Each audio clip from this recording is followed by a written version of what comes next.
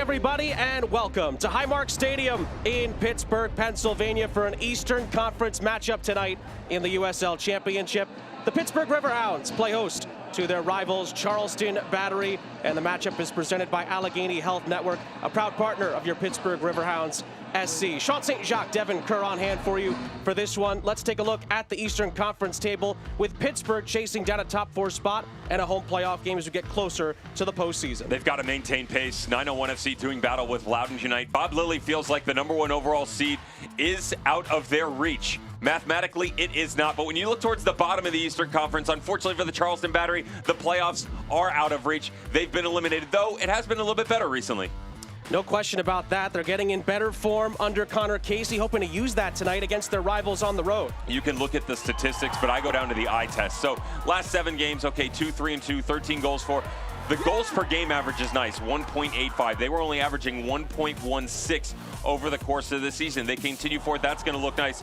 I also look at the overall performances, toe-to-toe with Miami FC back earlier in July. That 3-3 crazy game at Colorado Springs. Even the Louisville game back on August 6th.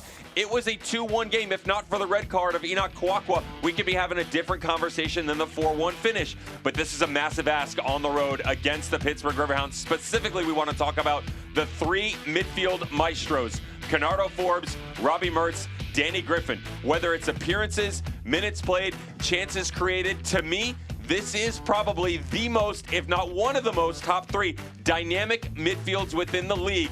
Bar none. Even though Mertz just came over recently, he is a Pittsburgh favorite. Spoiler alert, Bob Lilly has made 8 changes to the lineup tonight.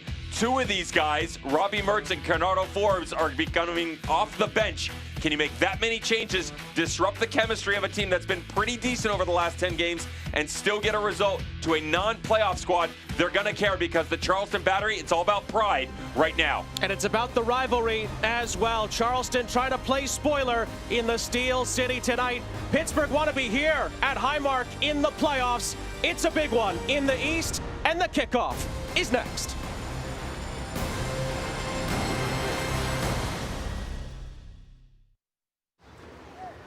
Feels good to be off the sidelines, doesn't it?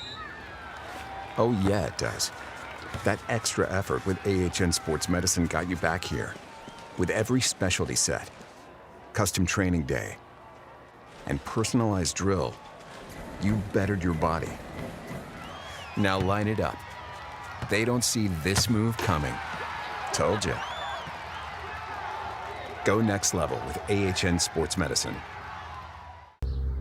Fun comes in all shapes, sizes, and jackpots. These games, they've become a part of me. They get me excited, make me happy. Although I've never been one for math, I've never had more fun with numbers. The thrill, the suspense, you know, it leaves me speechless. But if there's one thing I have to say, it's how much I love it. There's a lot of love for the Pennsylvania Lottery, and when you see how fun it is, you'll understand why.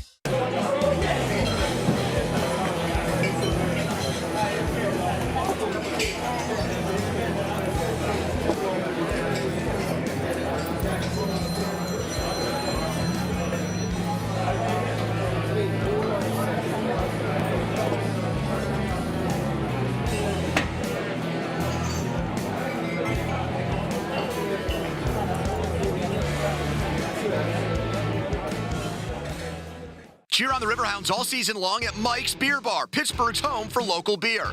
With 21 TVs, over 300 local beers, and amazing food, Mike's is the place to be. Tell your friends to meet me at Mike's, Federal Street, right across from PNC Park.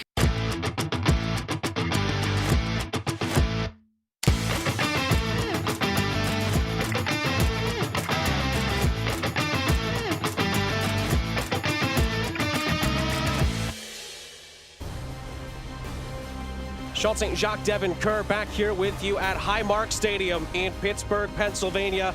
Big one tonight for Bob Lilly's crew as they try to get back on track in the chase to be here for a home playoff game in the Steel City tonight. And their rivals, Charleston Battery, are in town. Let's take a look at the Armina Stone starting lineups.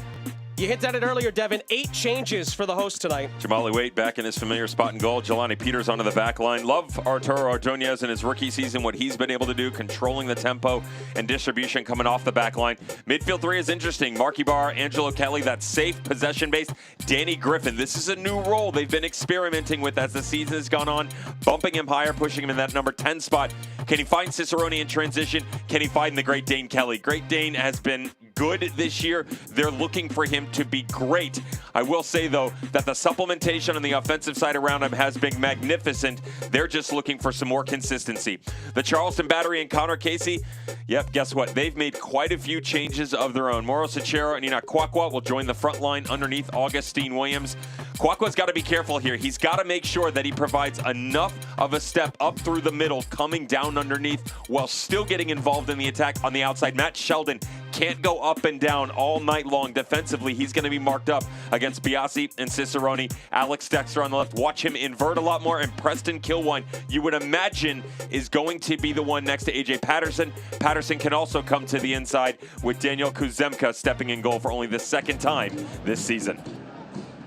39th all-time meeting in all competitions between Pittsburgh and Charleston. It's the longest active rivalry currently in the USL Championship.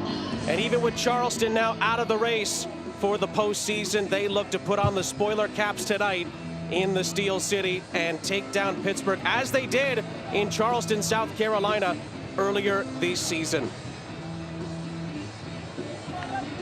Austin Siney's our center referee. He gets us going here from Highmark. Pittsburgh and Charleston with the Battery controlling in their road whites. Pittsburgh Riverhounds in their blacks with the yellow and white trim with the stripes across the front. Pittsburgh have won 3 of their last 5. They beat Atlanta United 2 on the road last time out. Charleston Battery had a rough second half against Detroit City, looking to bounce back from that one and finish the season strong in a year where they will not make the postseason. Pittsburgh Riverhounds have come off a tough one here a few weeks ago against Memphis, which put them outside of the top 4. They're trying to get back in there to host a home playoff game here at Highmark Stadium when we see the bracket in October. And of course, it's the old adage, but when rivalries come to the fore, you throw the record books out. But Charleston really only have the rivalry and the pride to play for. Pittsburgh have the playoffs and a home playoff game to play for here at Highmark.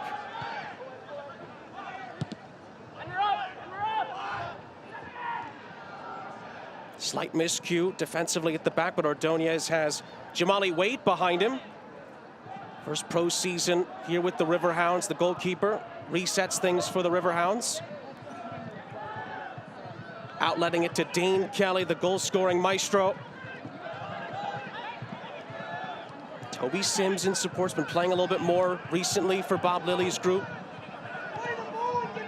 This is Wheat. Sims forced back.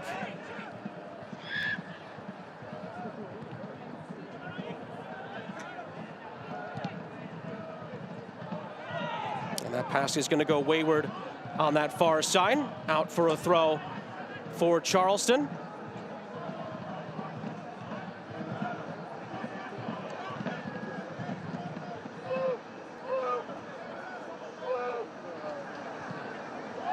Let's take a look at the IC light.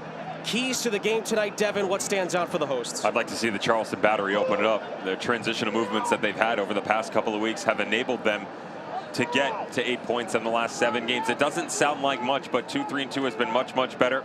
And they've got to find a way to continue to be expansive. Sometimes you would worry about that against the Battery, or excuse me, against the Riverhounds. But this possession-based team that they have on the field tonight, I favor the speed of the Battery if they can do that.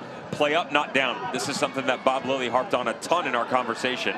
Ooh, Cicerone goes down on the edge of the penalty area. Referee, let's play continue. He wants them to be the aggressor the full entirety of the 90 minutes, that he doesn't want them to coast through games. The level of consistency just hasn't been there, and while their ceiling is quite high, they haven't been touching it enough. So whether it was the ATL UTD2 game, the Red Bull game, they just can't keep it up enough. Cicerone into the middle looking for Kelly. It falls for Angelo Kelly. Side netting. Charleston having trouble playing it out of the back. Two Kellys had a chance to get them. It's out for a goal kick. This is what you need to do, though. This is what Lily's talking about, where depending on your opposition, it's gonna matter. Later in the season, come playoff time, you gotta find a way to create higher quality chances and, more importantly, finish them off. This ball coming off the backside, there's no foul on A.J. Patterson. That's a decent look. Unfortunately, Angelo Kelly can't put it on frame. This is what the manager's looking for, though.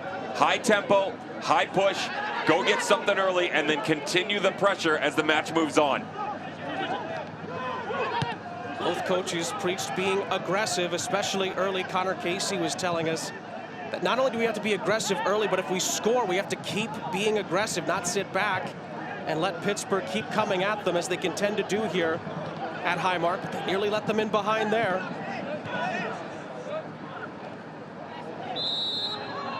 Pittsburgh nearly win it back. Free kick is given for the Battery. Enoch Kwakwa trying to dance his way past two defenders, gets a set piece for the visitors. It's still such a work in progress for Connor Casey, although the overall product has certainly gotten better. The results not what they're looking for, but they've added a ton of different dimensions, to this team as the season has gone on. I like the look of the players that they have on the field right now, because you have guys like Andrew Booth who can play deep. You can bump them up high. Mauro Sachero's another one, primarily deployed within the deep midfield as of late, but they have the opportunity, whether it be in a 4-2-3-1 or in their most recent three-back style system, where when you open the game up, he's got the speed, he's got the height to play off of him. Enoch Kwakwa is another one. I go back to that Louisville game. I mentioned it in the open. That was a 2-1 game, and a game that very early on the Charleston Battery led. Now Louisville took the reins for a little while, but they fought their way back in. It was 2-1 in the 63rd minute. Enoch Kwakwa just made a bad decision. He bumped the referee, changed the entirety of the game. They go down to 10 men, they lose 4-1. But the consistency of the performances overall have been much better. Colorado Springs, another one that creeps into mind. This team can play with the big boys. Can you do it for 90 minutes? And in a situation like this, can you play spoiler on the road against the Riverhounds? June 11th was the last time these two tangled. Charleston was on the front foot from the get-go. They won 3-0 in South Carolina.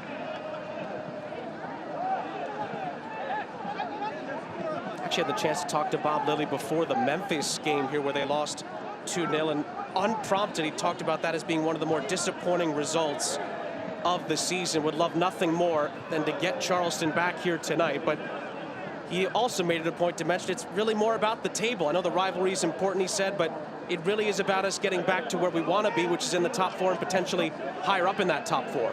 That's one of my favorite things about him, and to be clear, this isn't a knock on other coaches around the league. Ooh, Kelly gets behind here, Dane Kelly that is. Didn't quite size it up correctly, and it's out for a goal kick. Bob Lilly never plays cat and mouse, right? He's very honest, not always in your face about things. He's very professional and certainly polite, but he's honest about his team. He understands the expectations behind it, and some of that has been put on his shoulders because of the comments that he's made all season long, and I don't blame him. A lot of people within the organization or around the league, or even if you just stay within the Eastern Conference, look at the Hounds and they look at the 2019 team that took down the East, right? I mean, that would have been a #1 overall team if not for the crazy 20-game win streak that was Phoenix Rising in the Western Conference. That team was awesome, and he feels like this team could easily give them a run for their money. That's the type of precedent that they set for themselves, but it's also the expectation coming into the year with all of the talent and the depth that they feel they have the capability to run it. That team, historically, and anybody else around the Eastern Conference, they just haven't lived up to it. And more so, it's been the games where they should win, where they've struggled. Now, against playoff teams, it's certainly been better, but they've got to handle their business against teams below the playoff line and those sort of, not must-wins, expected to win, Sean. The guaranteed 3 points. The one on the road where, okay, even if I don't get 3, I got to get 1. They got to find ways to close those out down the stretch here. Nice touch by Augustine Williams, who's having a tremendous campaign this season. 13 goals as this was whipped into the middle of Pittsburgh's penalty area. Ordonez was on the cover. Booth trying to slip it through. And Wade is able to come up with it.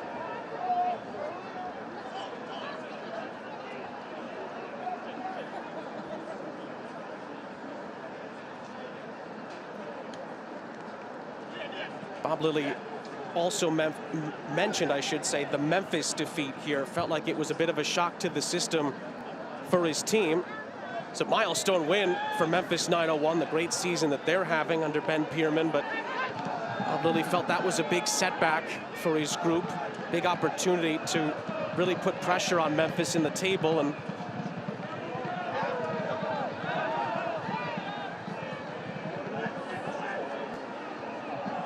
they've been able to bounce back. They beat Atlanta United 2-1. Albert Dequa, who's on the bench tonight, had a brace in the victory. And now Pittsburgh want to make it 2 wins out of 2 and really put some pressure on the top 4 in the East. As the sun is about to set here, beautiful scenics here in Pittsburgh, Pennsylvania. The soothsayer that is Bob Lilly obviously knows something that we don't know, because Louisville already up 1-0 on Indy 11. So there is the #1 over in the East, continuing to add to their lead up top.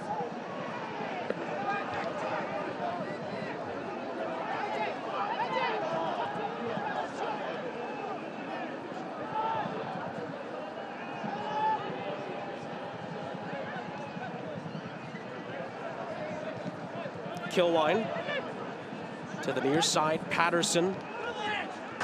Dexter stood up.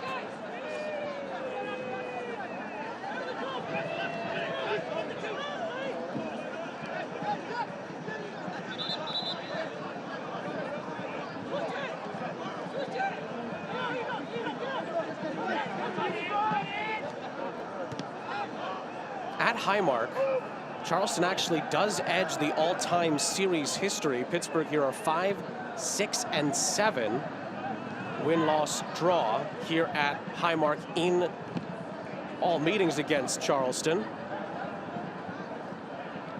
Obviously the Battery got the better of them at home earlier this season, back on June 11th.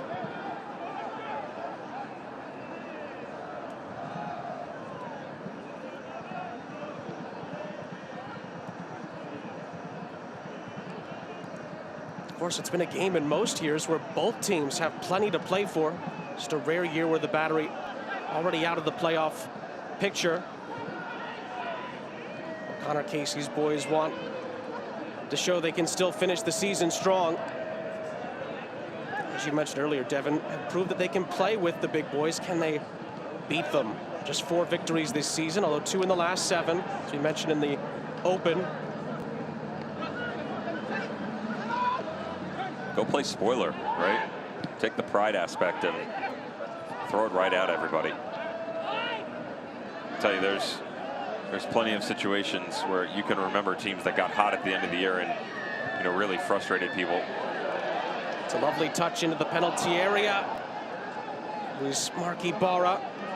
Ball still in play. Pittsburgh can still create something here. Cicerone. Angelo Kelly tried to return it to him. Kuzemka comes up with it in goal for Charleston. That 2019 Loudon team at the end of it, led by Ryan Martin, was a very impressive squad down the stretch. Didn't make the playoffs, but they were still one of the better teams in terms of overall forward coming down the stretch. Charleston Battery can do the same thing here. Just one foot in front of another, find a way to stymie and frustrate their opposition. The problem you deal with the Riverhounds is their genetic makeup is fighting till the end. There are some teams that you can play right out of a game. Sometimes it happens with 1 goal. Sometimes it just happens with the way that you've carried yourself throughout the match. Of course, goals never hurt, and you got a couple to the tally. The Hounds aren't one of them. They can lay dormant for the better portion of 89 minutes, just go toe-to-toe with you. They find a way to fight and scrap and pull their way back in every single time. Sometimes enabling themselves to find some glory on the tail end of it. Dane Kelly lofting it into the penalty area. Again, Charleston have enough bodies behind the ball to deal with it. Booth ends up giving it back. Angelo Kelly not impeded enough for a free kick. Kwakwa comes away with it for Connor Casey's group.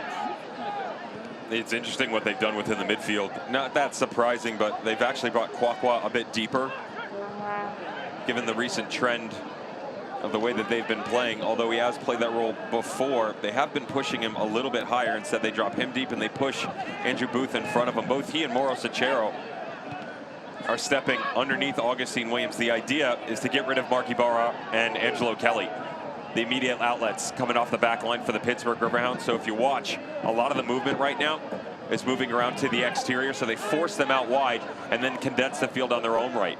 It's basically saying these are our terms in the way that we want to play right now. We're going to keep the touchline as our friend, and we're going to try and overload to our benefit as opposed to chasing the game, which is what they've had to do so much this season.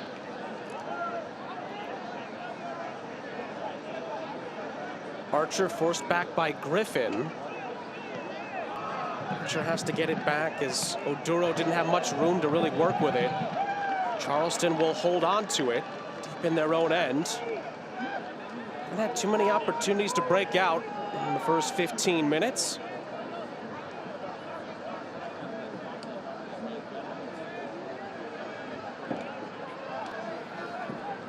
Hey, Hounds fans, if you need help with your insurance brokerage coverage, consulting needs, make sure you call Epic Insurance, a proud partner, your Pittsburgh Riverhounds SC. Oduro and Patterson combining there to snuff out another Riverhounds attack. Booth trying to hold it up in the midfield. Wheat forces it further forward. Cicerone. A little bit of green grass in front of him. Angelo Kelly lofting it in for Dane Kelly. Blocked on the way through by Kilwine. And Charleston can get it out of their own penalty area for the time being.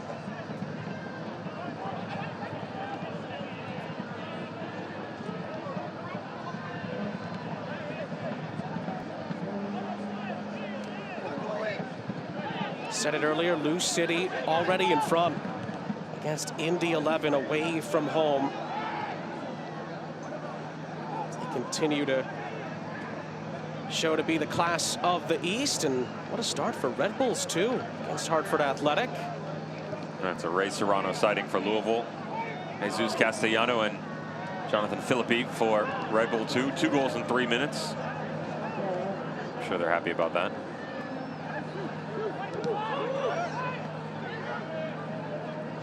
Good ball, well done. Booth through the middle. It was laid off, and then a shot is sent over the top by Matt Sheldon. And out for a goal kick after some nice play through the middle by Andrew Booth. Kind of that spacing that I was talking to you about too. Right up off the back line, Preston Kilwine, head up. This ball comes square back across. Watch him. He had already looked once, and then right here he's going to break lines. Well done. Just bypasses the entirety of the midfield. I like the idea from Connor Casey of bringing Andrew Booth higher underneath Augustine Williams. You lose some of that speed that I was talking to you about in the open and the keys to the game. However, to my point about the makeup for the Pittsburgh Riverhounds, you gain the ability to step on the ball a little bit, right? The tactical side and the technical ability by some of these players, specifically Andrew Booth, gives you the chance to slow the game down. He can also turn on a dime and help you move quickly from point A to point C. That's really smart, though. Right up through the spine. Again, they expanded them on one side. You start to come back and then split them right down the middle. Williams showed too much of it to Sims.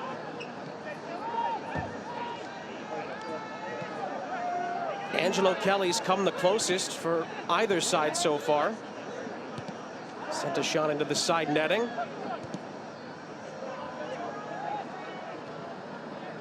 Booth misjudged it. Ibarra controls it.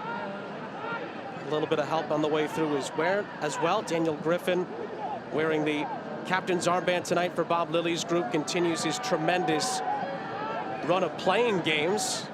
Talked to Bob Lilly about his ability being availability.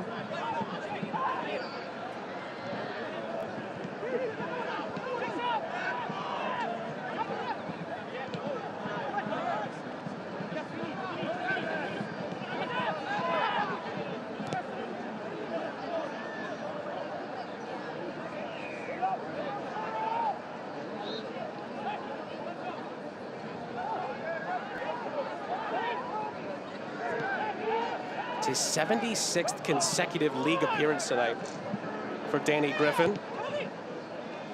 And he's played all but 17 minutes since the beginning of the 2021 season. Dane Kelly helping it on for Ibarra. Another lovely layoff and a chance to maybe cross this into the middle. Cicerone swings and misses. Still a chance. Good save in the end. Angelo Kelly on the follow-up. Misses it. Kuzemka comes up with a massive save. And out it goes for a goal kick as Pittsburgh come close again. You really get everything out of this, though. It's the side-to-side build. You stretch it a little bit over the top. Watch Dane Kelly in the hold-up play right here. Love this. Just waits for that run over his shoulder to come back through. Mark Ibarra had been very deep. It's really the first time we've seen him come that high. Cicerone's going to want that back. That's the exact run. You get down to the byline, bring it diagonally back across. Angelo Kelly, that's twice now. You'd like him to do better. Again, this team, this Hounds team, praise given from the manager himself. When they are at their best, they could beat anybody in this league. The problem is we really haven't seen the full package put all together in a 90-minute window. That's the biggest difference between this team and the team that won the Eastern Conference in 2019. They came to play every single night. Big boys or small, top of the table or bottom. The Hounds just struggling as of late to find a way to be the aggressor the entire time. Toby Sims nearly scored his first goal of the season, but denied by Kuzemka. It was a great save from the Charleston goalkeeper.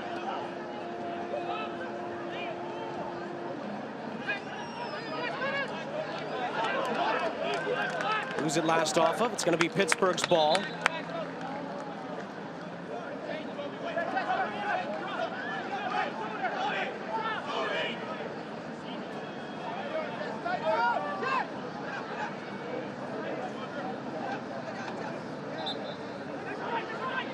Seems like every year Bob Lilly's got a player or two where he's got to go in a little bit to his depth and see if they can be a contributing factor. And lately, Toby Sims has played that role rather well for the Riverhounds. It was funny, we were going through the lineup and I said, Toby Sims, really? I was like, yeah, you know, what, 3 out of the last 4 now, if I'm not mistaken? Yeah. He's made an impact. Well, and he's big on, you know, obviously the consistency factor. We've harped on it a couple of times, 20 minutes in, but he's loyal to his guys that does put those types of efforts in, right? So maybe statistically you're not the guy, but the willingness to put in the dirty work, the grunt efforts, if you will. You know, a lot of teams, the outside wingback positions, we've seen Cicerone there before. Right. Not in recent memory, but we've seen them there before. That they have to go through so much, and a lot of times you'll see them start to pile up on the assists, you know, pick off a couple of goals. Toby Sims isn't that guy, but he's very thorough in his ways. And especially once you gain the trust of a manager like Bob Lilly, there's no looking back in that situation.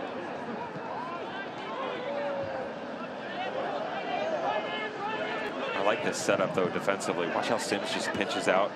He actually sits deeper than his counterpart, Luke Biasi, on the left-hand side. But what Angelo Kelly is doing, he's jumping up in front of him. So you've basically got a midfield 3 as Cicerone comes in deep in a 10 spot. And that little pinch right there, that's a rough tackle. Ibarra penalized. Just a free kick for Charleston, as Oduro stays down for the time being. And Sachero helps him up. That happens because of the change. Danny Griffin had been occupying this space, but he had jumped off a little bit due to the ball movement as Ibarra tries to close it down. He's definitely in the wrong. Ibarra was actually just booked for that challenge. So take that back, not just a free kick. Yellow for Ibarra.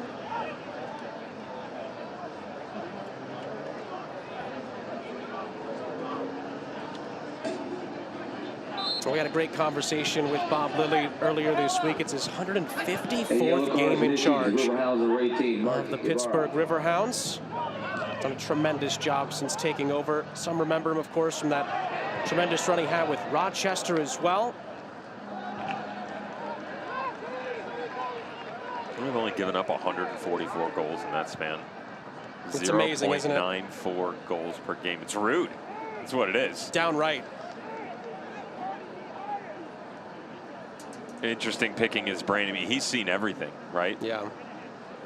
One of the best to talk with because he's got that experience as well. Yeah, and he's just, you see so much change in the game in this country in general, but when we keep it specific to the USL Championship, everybody's experiencing it in some way, shape, or form, right? So the Charleston Battery, you know, Rob Salvatore and his group came in a couple years ago.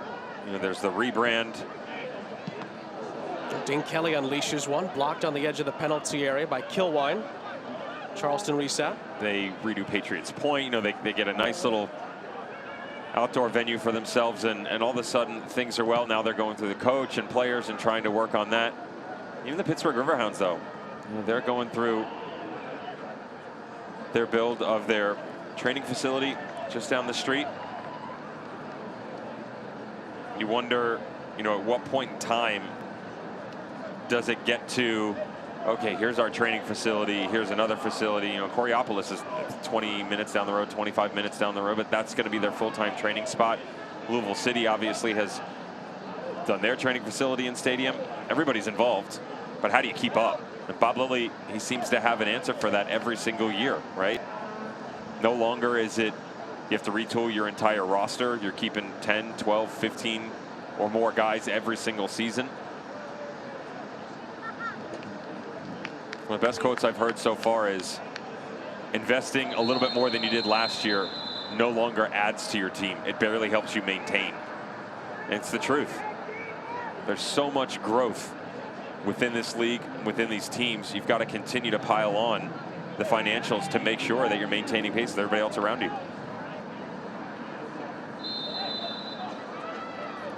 Second opportunity from a set piece here for Charleston. Kwakwa takes it short. Ball is whipped in. It's a crucial header by Ordonez in there initially, and then Pittsburgh are able to send it forward.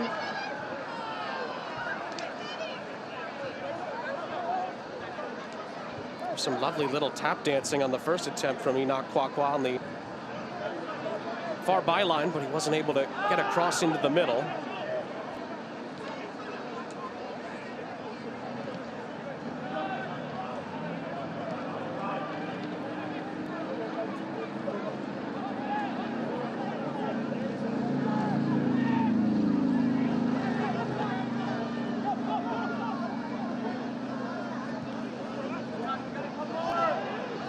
Kuzemka pressured by Dane Kelly. Just about got that away, and then Ibarra nearly won it back from Kwakwa high up the field. Griffin stops Charleston from going further forward for the time being.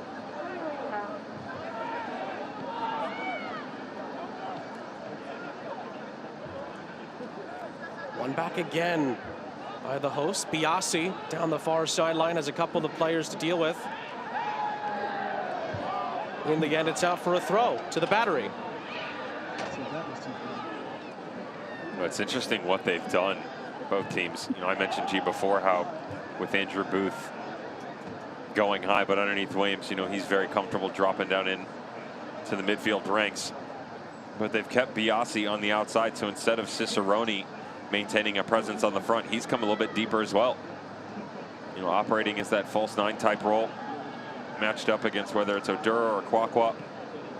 Just adding an extra body into the mix to make it difficult to connect the dots. And they're doing it over the past couple of minutes. We've almost entirely eliminated that midfield duo down underneath of Oduro and Kwakwa. Cicerone slicing it through for Sims. Tries to find a cross. In the end, it's out of play. Celebrating its 75th anniversary, Select is proud to be the official match ball supplier of the USL Championship. Choose what you play with at www.selectsportamerica.com. Select, League's choice, player's choice. More promise from Pittsburgh these last few minutes. Augustine Williams trying to be targeted. Two guys on him defensively.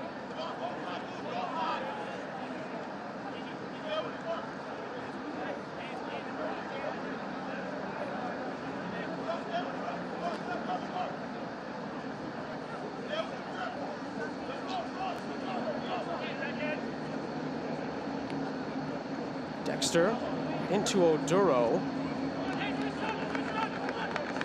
Deflected out further down this near touchline.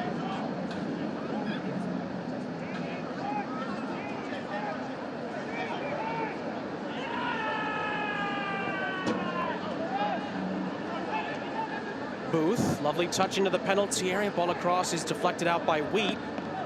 And the Battery have another corner from the near side this time.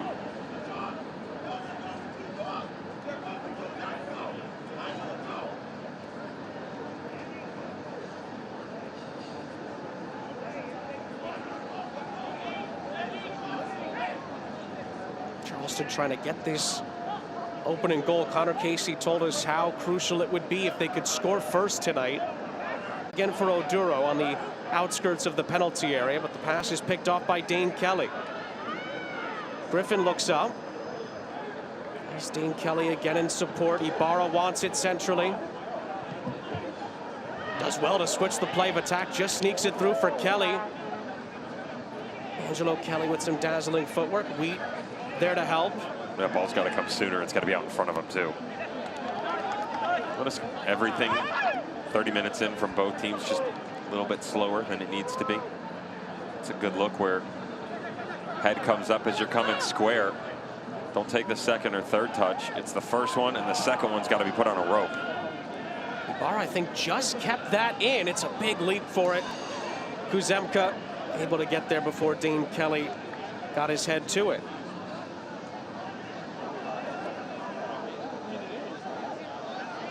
31st minute between Indy and Lou City, and Indy 11 are back on level terms. Lou City, the Eastern Conference leaders, pegged back away from home. Still 2-0 between Red Bulls 2 and Hartford, if you're keeping an eye on that one as well. Of course, Memphis played Loudoun about 20 minutes from now, and then Phoenix RGV tonight as well. Big one in the Western Conference.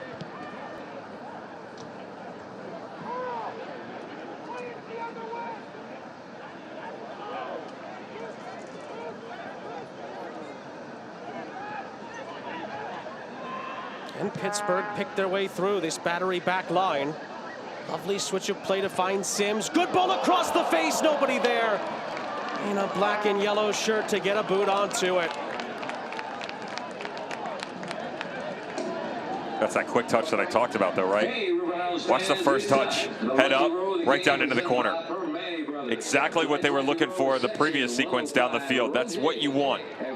The second that you take the second and third and fourth touch, Sean, not only is it more difficult to get it there, you actually compact the field further, right? Because the ball continues to move forward. You try and knock it up over the top. You don't have as much room to run underneath if you're Toby Sims. Hound's asking a couple of questions. They're keeping you guessing as well because they're showing it to you in a couple of different ways. We've seen a lot of ticky-taka touches going left to right. But that ability to stretch up over the top, don't be afraid to use it and let it be more frequent.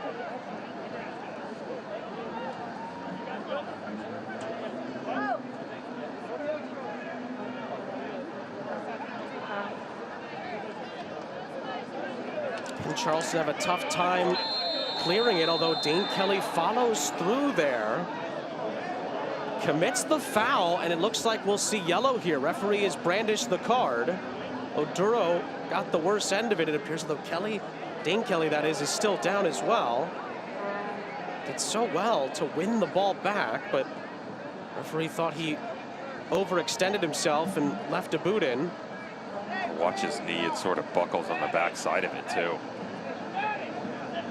As he starts to follow through. Watch him when he comes over his left shoulder. Watch the fall right. Not there. It's the arm that gets him in trouble. Watch the knee right there. Oof. It's just up underneath him. Gets caught in that unofficial turf. Hopefully not worse for the wear. Confirmation of the Dane Kelly booking there. Ibarra and Dane Kelly into the referee's book in this first half for Bob Lilly's group. A yellow card has been issued. Riverhounds for 29, Dane Kelly. Plenty of promise from Pittsburgh. They've certainly had the better of it so far. Just no breakthrough yet.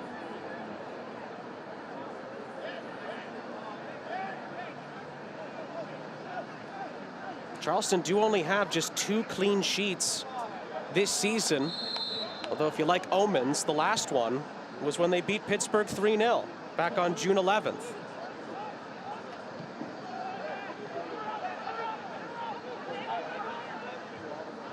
Booth for Charleston. Ellis lofted through looking for Augustine Williams. It was dealt with nicely in the middle of the penalty area. Lead by Ordonez. And now Kelly gets brought down. And now Duro is going to see yellow for Charleston.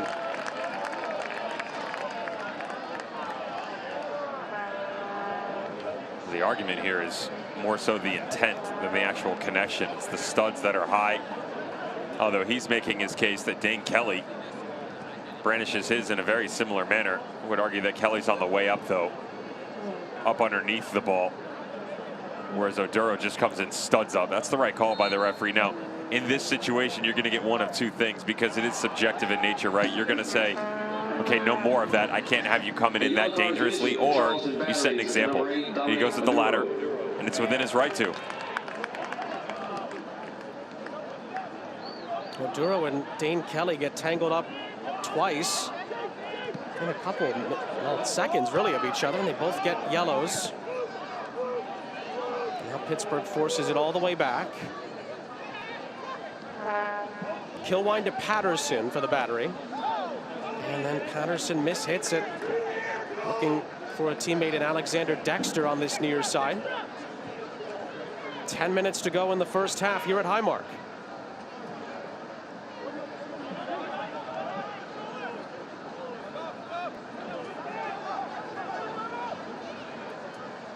Sims floating it in, looking for Ibarra. Dane Kelly nudged off it. Pittsburgh want a foul. It's a goal kick.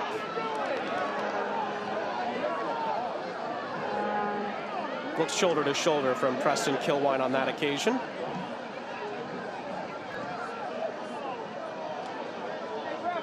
In real time it did. Does he get in behind here? Oh, it's just good defending. Dane Kelly's got to be smarter there. That's a quality move by the California native.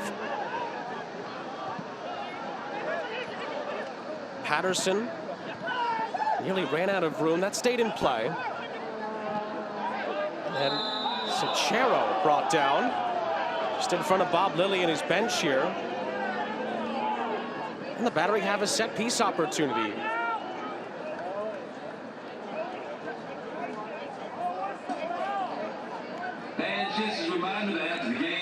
The game's got me a little bit choppy. Not chippy, choppy. Start and stop, and the loss of balance as well. Sort of rhythm, Sean, headed our way. I was just thinking about making a soccer almanac about chippy and choppy and getting definitions down for Well, it. I mean, this is just the past couple of minutes. We can't find any sort of fluid movements between either team. That was coming off that really 4 or 5 minute stretch where the Riverhounds look really good, nice and clean with the ball at their feet. Now you're knocking it around. Well, yellow cards can do that, right, to a game, especially a number of them happening, I should say, in just a few minutes' time. Well, the other side of it is players are getting frustrated by it. I mean, I don't disagree with the card on Dom Oduro. I could understand how, from his viewpoint, he is angered, but again, we live in a day and age where the rule book is very different than it was 2 years ago, 5 years ago, 10 years ago, right? And intent has just as much impact on if you do actually make contact, right? So you can come in studs up, not touch the player, you're still going to get yourself into trouble. And especially on the backside of it where everybody's been very verbal and they've been talking about it, right? They've been barking at the referee, so they're talking themselves into these situations too.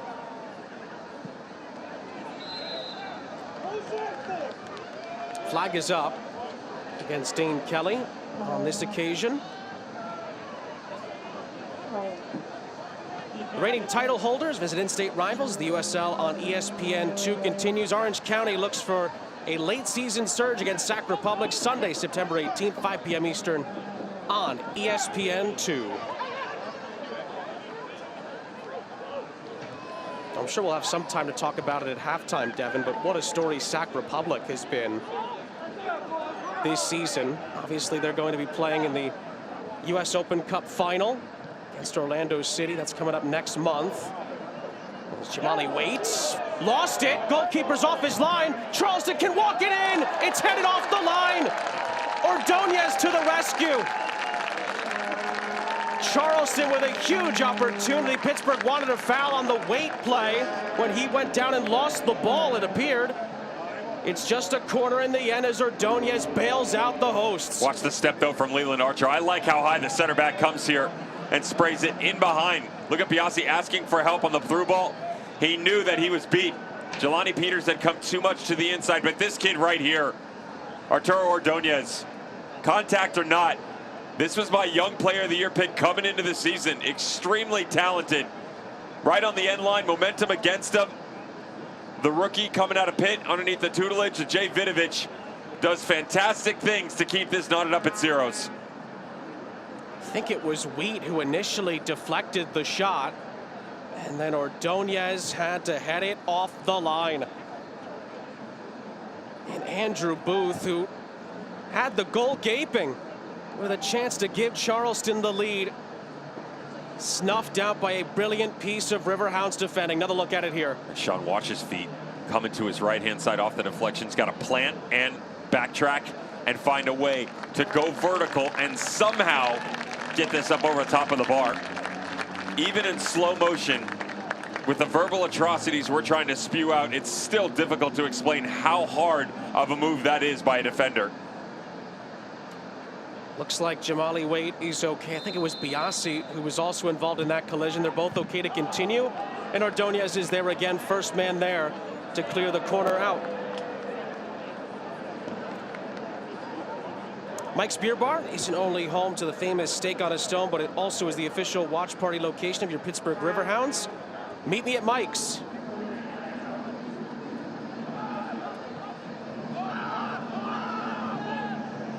What a defensive play from Arturo Ordonez after the great block by Shane Wheat, just to get something on it to take the sting out of the shot. And Charleston's best chance goes by the wayside. The tail end of this first half. It's an unfortunate collision between Waite and Biasi that led to the opening with the goal gaping. But we've talked about the fight, not the never say die attitude. Pittsburgh never gave up on the play, even with their goalkeeper out of the mix. And they dealt with it defensively.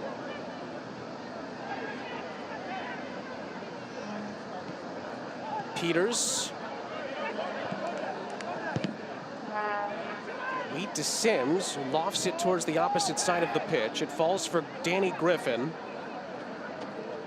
Biasi. Looking for Dane Kelly over the top. Dane Kelly has it! And it takes a nick on the way through. Out it goes for a Pittsburgh corner. Kelly was able to stay onside and nearly scored. Well, I told you coming in, you got to find a way to push him to another level, Dane Kelly. Streaky within this season.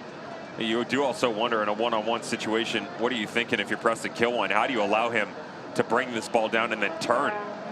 He's got frustration over his shoulder. I understand that because he didn't have the help. The rotation wasn't right. Pinching back over zonally, but you still get yourself into a one-on-one situation and allow way too much space for the USL Championship all-time leading scorer to turn and square up with you. Ibarra. Oh, it nearly found Dane Kelly's head. Dealt with at that near post. Out for a throw. Well, a lot of times when Dane Kelly gets into that position, you could say goodnight. Normally he's able to finish it. Charleston did just enough to get it away and out for that corner, which has led to the throw here.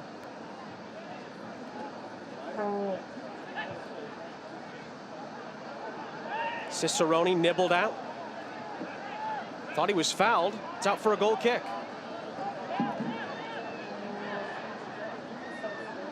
Well, again, you were just talking about him, Dane Kelly. 106 regular season goals. My man right at the top of the 18 right now. In a pretty historic situation for the striker. 250th regular season appearance That's the first time, by the way, that anybody in USL Championship history has hit that mark, 250. You know, he's been leading the line for a while anyway. Took the #1 spot earlier on this season. George Davis IV, USL Championship great, in my top 5 all time. Finished his career with Louisville City at 242. Of course, the great Taylor Mueller, who graced his presence in the Charleston Battery badge for such a long period of time, sitting 3rd at 241, but the Great Dane, 250 and counting. I was surprised at the lack of assists to Dane Kelly's name over all the years. I mean, I get it, it's the way that they play and all that kind of stuff, but naturally, a striker who's just in the right place, right time, picks up some.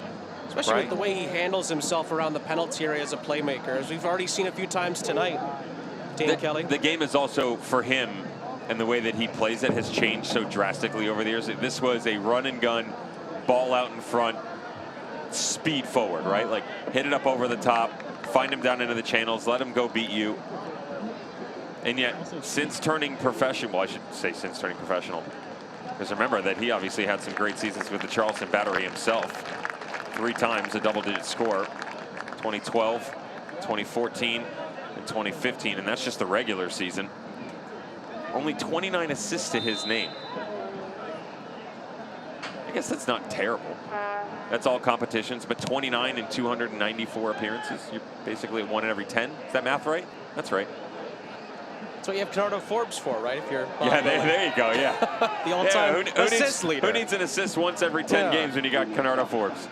Sims into the middle. Sheldon heads it away. Griffin retrieves. 3 added minutes at the end of the first half. Here at Highmark, still in a stalemate between these two rivals. 3 minutes stoppage time.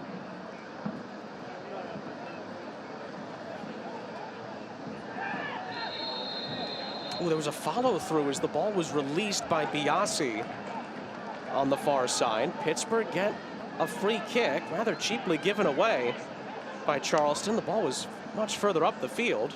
Pittsburgh wasn't trying to go into the penalty area there. Now they can, a much more advantageous angle. Good ball whipped in. Wheat with the header. And he couldn't quite square it up to get it on target. You're hoping there's something special because the first half hasn't exactly gone to plan. That ball situation, look at all the space again. Preston Kilmon gets turned around. He's having a rough one back there tonight. Plenty of time, plenty of space for him to understand the movement. That's pretty simplistic in nature by Shane Wheat, drifting on the back post run. Mentioned Canardo Forbes earlier. He's on the bench tonight. There's quite a few notables on the bench for Pittsburgh. Rivera, Dixon, Mertz, Dequa, Mikel Williams as well. So plenty of depth that Bob Lilly can go to if they still need a goal in the latter stages. As Cicerone gets to that byline, pressured by Dexter. Sims with a good ball in. Was there a penalty in there? Maybe a shove in the back. Referee points for a goal kick as Biasi couldn't keep it in play. Where is the shout here? Where's the whistle? This looked to be from behind, that there was an extended arm. The question was, is how far away from the body was the player, and was it theatrics? Real time, I felt like there was a little bit something this as well. Watch right. That's a difficult one from the angle. He's turning away from the player. And it looks like there is simulation on it, right? There may be a little contact on the lower end, but that looks like Mark Ibarra from that angle has sort of leaned into the opportunity. Good header by Wheat to keep it away from Augustine Williams. Pittsburgh have maybe one last chance at the end of the half. Ibarra ends up leaving it. Biasi tries to curl one into the penalty area. Kuzemka can hold it. And that's how the half ends here at Highmark. Good stuff overall from Pittsburgh, just no goals as of yet. Charleston have hung right there with them.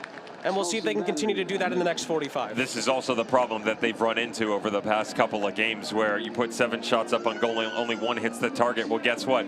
The Charleston Battery hit the target once themselves. So, yes, you limited them to 2. Yes, you had the better look of possession, not the brunt of it, but they looked better. But you have nothing to show for it. You've got to find a way to push through this barrier, because it's eventually going to come back to haunt you. Now, maybe that's in the form of a lower finish within the USL Championship regular season.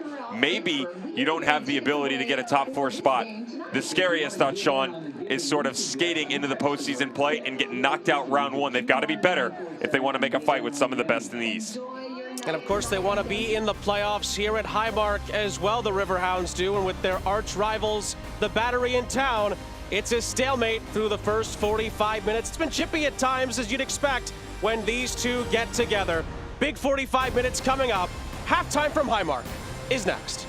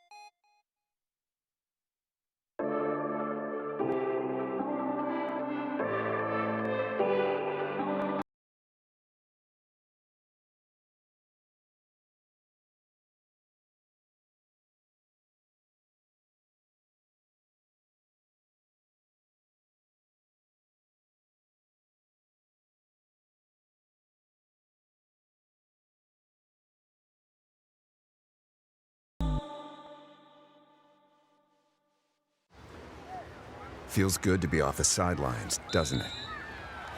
Oh yeah, it does. That extra effort with AHN Sports Medicine got you back here. With every specialty set, custom training day, and personalized drill, you bettered your body. Now line it up. They don't see this move coming. Told you. Go next level with AHN Sports Medicine. A stalemate so far here in the Steel City. The Riverhounds and the Battery scoreless at the half. And we're looking forward to a big 45 minutes upcoming, especially for Pittsburgh here at Highmark. Sean St. Jacques, Devin Kerr back here with you, taking you through halftime here at Highmark. Let's take a look back, I should say, at the weekend's highlights. Miami and Lou City. Big one here for the hosts in this one, and Kyle Murphy got them off to the right start. 4 goals in the last 5 games. The unbeaten streaks are ending left and right in the Eastern Conference. Louisville 10 games unbeaten. But Kyle Murphy plays spoiler once again. It's not 20-plus goals this season, but he's getting hot down the stretch, and Miami moving up the ranks in the East. Then, of course, a rematch from last year's Cup final. Rowdies hosting Orange County, and they got the revenge. Here's the other one that was an unbeaten streak. 13 games when they went to Lou City. Lou City down them 1-0. They went on the road, lost to Colorado Springs. But to your point, let's repay the favor. There's not going to be a star. There's not going to be a trophy. But the morale restored within the pecking order of the Tampa Bay Rowdies. 3 goals for the Rowdies. Fernandez, an own goal, and Dayon Harris. Consolation for Miloski, not Milan. Brian. Sorry, folks. Although Milan's having a heck of a season for Orange County, the champs still trying to stay in it in the West, and then Birmingham Legion taking care of Red Bulls too. And speaking of spoiler, this is one of the teams that has started to figure itself out, more importantly, on the attacking side of the ball. They were squeaking out results left and right. They had 4 wins in a row. Lost to Detroit. Well, now they've turned the tables. Great victory on the road against 901 FC, and they take down the Baby Bulls 3-1. This Birmingham Legion team is starting to prove that they can get consistent results and do it against some of the best in the Eastern Conference. Birmingham plays Miami at the weekend. It's going to be an interesting one there in the East as well, with playoff positioning on the line. As is Pittsburgh, playing tonight against Charleston, trying to get back towards the top 4 in the East. A big 45 to come. We'll also get to the news and notes, upcoming schedule and scoreboard at the half next.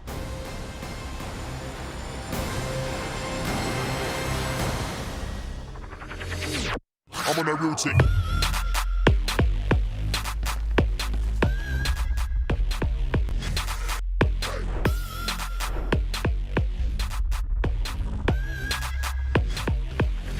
I'm on that routine.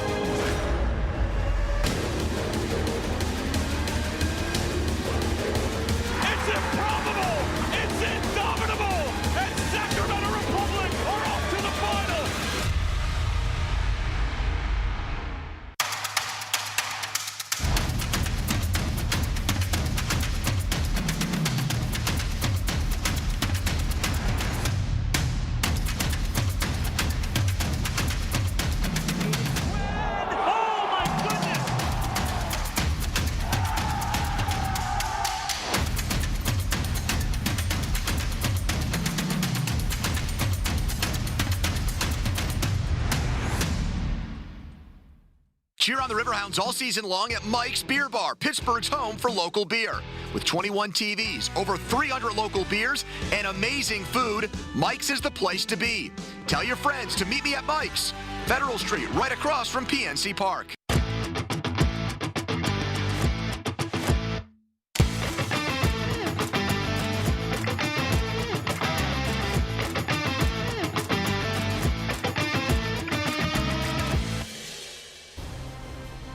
Sean St. Jacques, Devin Kerr here with you. No score yet between Pittsburgh and Charleston here at Highmark Stadium in Pittsburgh, Pennsylvania. Big upcoming 45 minutes for Bob Lilly's group. We'll see if they are able to come out with all 3 points against one of their biggest rivals here tonight. Battery trying to play spoiler here at Highmark. Let's take a look at the news and notes from around the USL Championship. We mentioned it earlier, Sac Republic and Orlando City meeting in the US Open Cup final on September 7th. Big news, of course, with Jacksonville. Tim Tebow is involved there as well. And, of course, Tulsa ushering in a new era as well. Tebow time? Might be. Might just be. Does he have a front office role besides owner? I could see it. He's big time. He is big time. He's too big time to have that kind of role. That's a great hire, by the way, for FC Tulsa. In theory. Now, relationships are obviously what got him here. He and Sam Dorr were part of the rebrand and what was put together out there in Phoenix Rising. Of course, Blair Gavin as a player and now as a coach. Never seen him as a head man, though. We'll see how that plays out. By the way, if Tim Tebow can play baseball, he can do that, I think, as well. Well, he can't play soccer, but he can do the front office stuff. Exactly. Okay.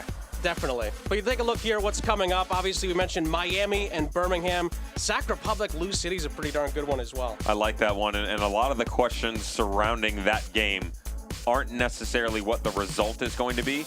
It's who Sacramento Republic is going to play. They tried to move this game, were unable to do so because right around the corner, September 7th, at Orlando, what's going on again? Oh, that's right.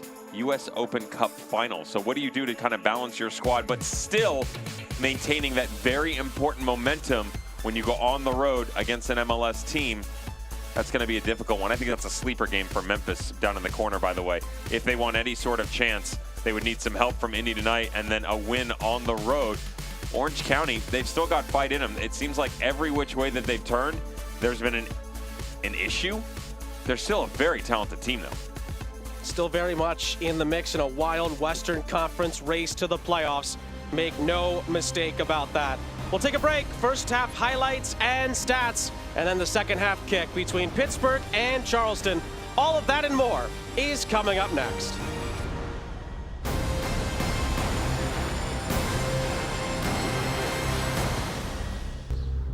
Fun comes in all shapes, sizes, and jackpots. These games, they've become a part of me. They get me excited, make me happy.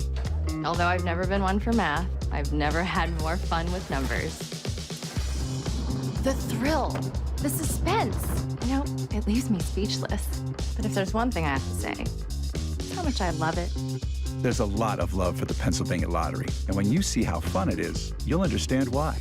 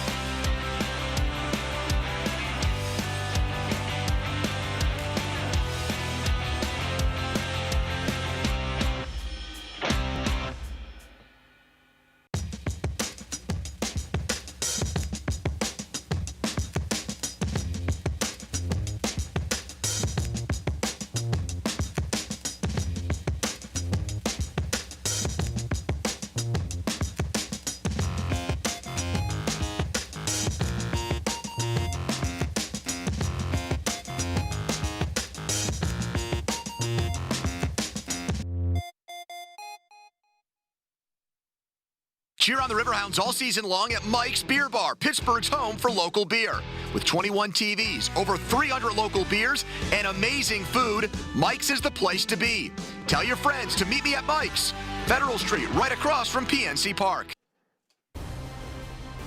Sean St. Jacques, Devin Kerr back here with you at the half. No score between Pittsburgh and Charleston. We'll see if that changes here at Highmark in the second half. But before we get you out to the second half kick between these two rivals, let's take a look back at the first half highlights between these two rivals. 39th all-time meeting between these two, and we pick it up in the 4th minute with Charleston trying to get out from the back. It was an interesting dynamic in the way in which they started, where you had Andrew Booth higher and you brought Crockwell in. So defensively, there was a little bit of a shakeup. They had trouble tracking some of the runners. There was some good movements coming from Angelo Kelly.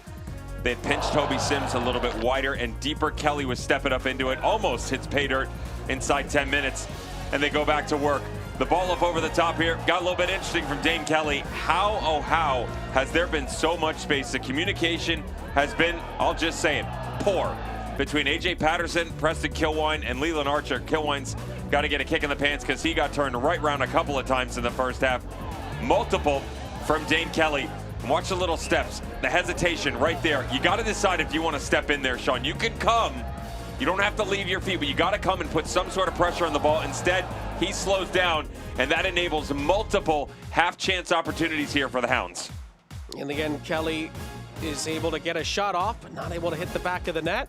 Then Charleston started to get something going forward, and they nearly scored, but Pittsburgh get it off the line. This is an area of their game where I talked about the eye test where it's gotten better. I'd really like to see A.J. Patterson, Preston Kilwine, and Leland Archer be more aggressive in that initial movement coming off the back three, right? So you have Dexter, you have Sheldon, and plenty of guys to work through the middle. But if you can find a way to bypass off that defensive front, get through Dane Kelly, push through Cicerone, make one of the midfielders advance themselves, all you're doing is making it easier for the players around you, because possession-wise, you'll see that they're actually winning it. The problem is the brunt of it has been held in their own defensive half. They don't really have that many opportunities to show for it. And yet, through the thick, the thin, the good, the bad, it's still 0-0. You're still right where you want to be. You're within striking distance. That's going to be the conversation coming out of halftime for Connor Casey. And Bob Lilly's going to say, guys, get it together. You got 45 minutes to chase down the dream of a top 4 finish. Pittsburgh in their black and yellows will go from right to left, getting us underway in the start of the second half.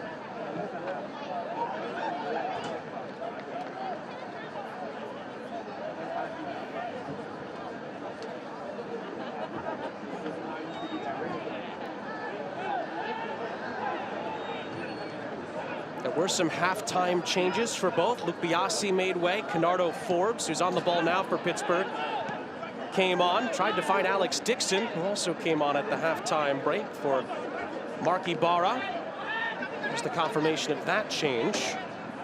Ibarra was on a yellow card at halftime.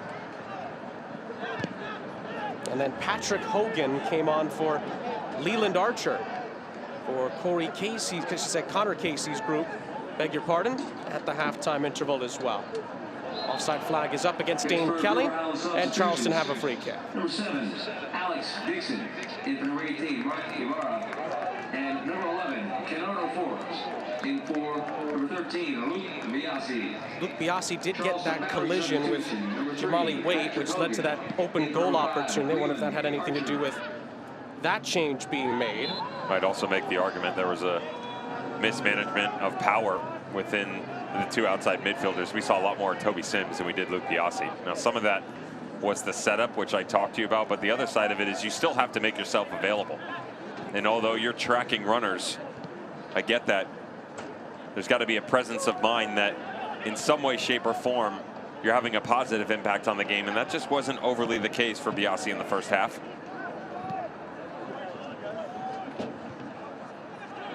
Charleston had the better of possession in the first half. Pittsburgh had more shots, but it was 1 apiece when it came to shots on target. I'm sure Connor Casey took that, but he mentioned to us earlier this week, he said the word that you just mentioned, being aggressive, and despite missing out on that opportunity to score, big clearance by Arturo Ordonez off the line, Charleston haven't created much else besides that. No, and the bigger concern for me isn't necessarily the opportunities. Obviously, you want that to be there, right? But it's more so the lack of desire to change and explore other avenues, right, to go through.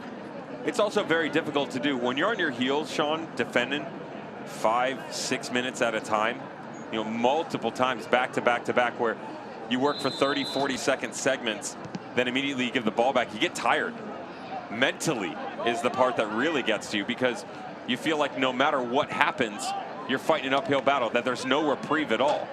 And so in your mind, it makes sense that, okay, I've worked so hard, let's get rid of it. When in fact, you have to work even harder to keep the ball, because that's the easiest way to get back into a game, is to let the ball do the work. Put the ball on the deck, start putting a couple of passes together.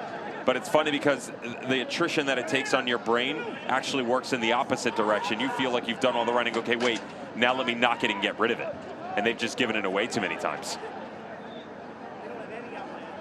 Andrew Booth does a nice job holding up the play and recycling things for Charleston. Again, they've won more than they've lost here at Highmark Charleston Battery over the years, and trying to use that to their advantage with history behind them. But Angelo Kelly plays a beautiful ball in behind and a chance to cross into the middle. Dane Kelly and Alex Dixon were both looking for it inside the penalty area, and Sims is slow to get up after miscuing the cross.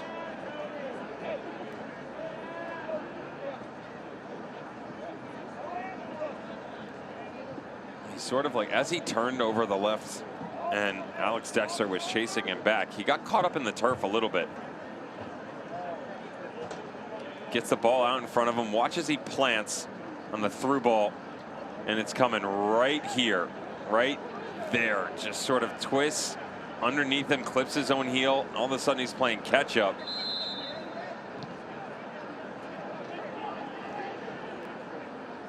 Well, we hope he's okay to continue. It looks to be all right for the time being. Keep an eye on that as the game goes on. Hey, Hounds fans, make sure to grab a Straub Riverhounds Amber Lager when cheering on the team here at Highmark Stadium. You can also purchase a Straub Riverhounds Amber Lager, your local beer distributor.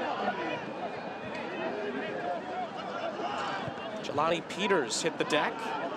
Ball in behind, Ordonez holds off Booth. Just about. And Pittsburgh gets it back.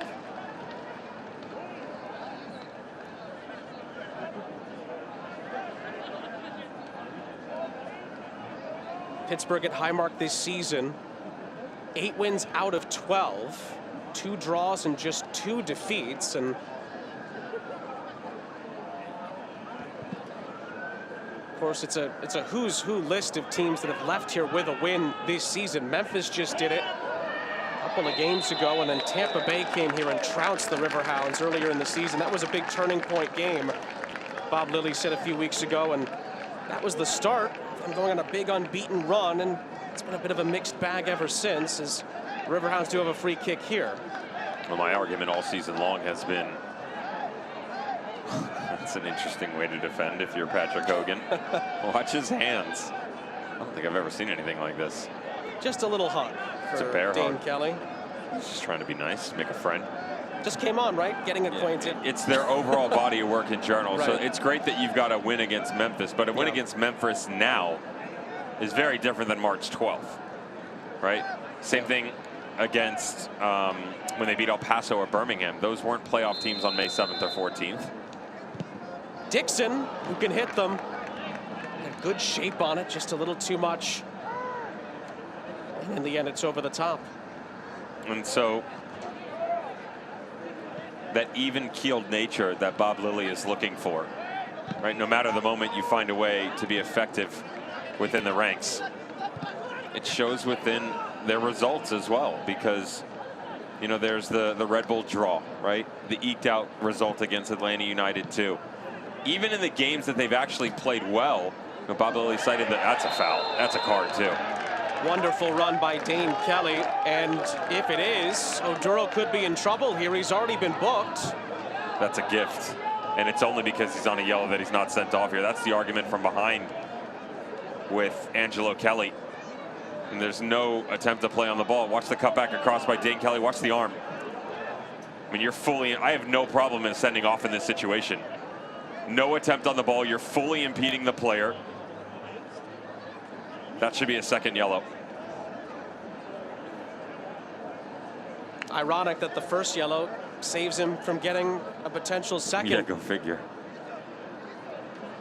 So funny how that can work.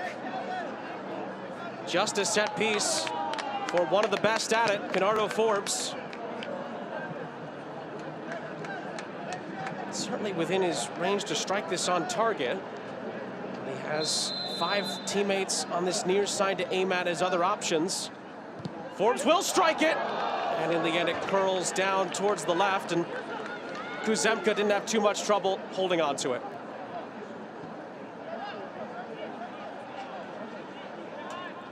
Don't miss a minute of the action in 2022, whether your club is on the road or at home. Catch nearly every second of the USL Championship action on ESPN+. USL, MLS, La Liga, Bundesliga, UFC, and more. Sign up today at plus.espn.com.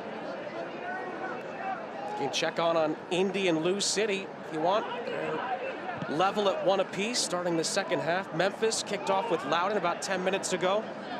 No score there. Hartford trying to come from behind against Red Bulls 2.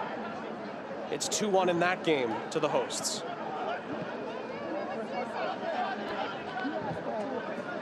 Chested down and controlled by Matt Sheldon. Oduro playing it centrally, lucky to still be on the pitch in a lot of ways. Kwakwa has Kilwine in support.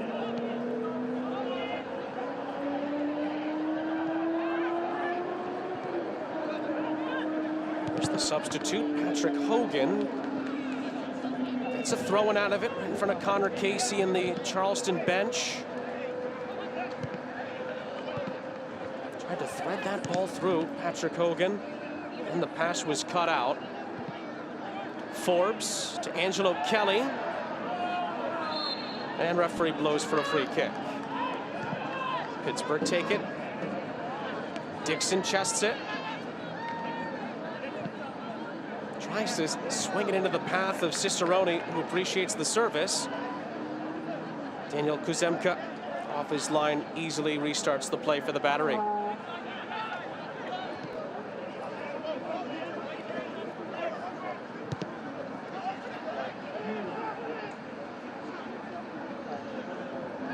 Pittsburgh still hasn't scored this season against Charleston. You look back at the meeting in June and tonight. Ball swung in towards Augustine Williams. Jamali Waite is there to corral it off his line.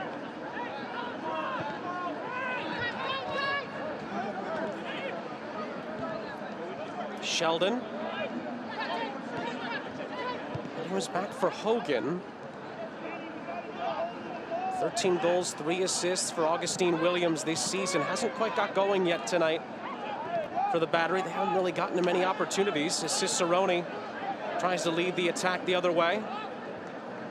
Dixon. Dixon has it poked away from him. And sent further upfield by Hogan. To his opposite number in Wheat.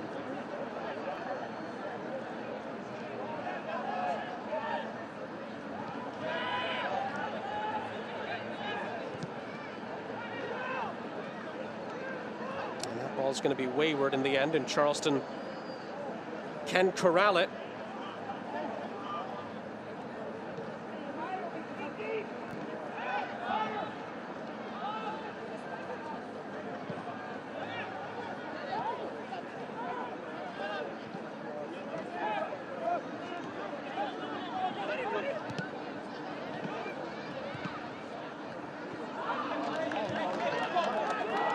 It's going to go out of play for a Riverhounds throw as the Charleston attack is snuffed out on this near side. Pittsburgh have had some opportunities in this second half. They've had the better opportunities tonight. Charleston maybe had the single best opportunity. Got Ordonez's clearance off the line, still the biggest moment of the night so far.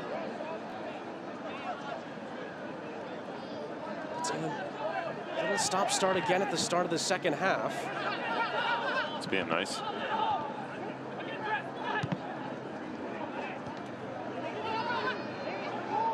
Oduro. Charleston again will recycle it through A.J. Patterson.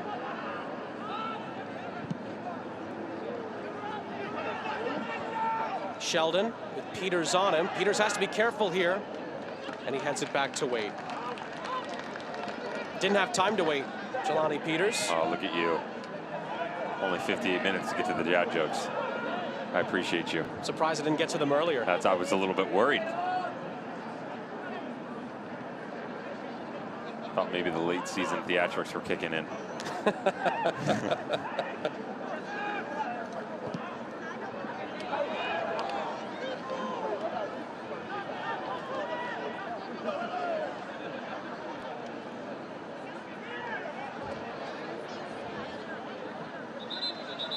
Charleston just has one road win all season, 1-8-4 on the road. You want to guess the lone Charleston road win this season? It was recent. Oh.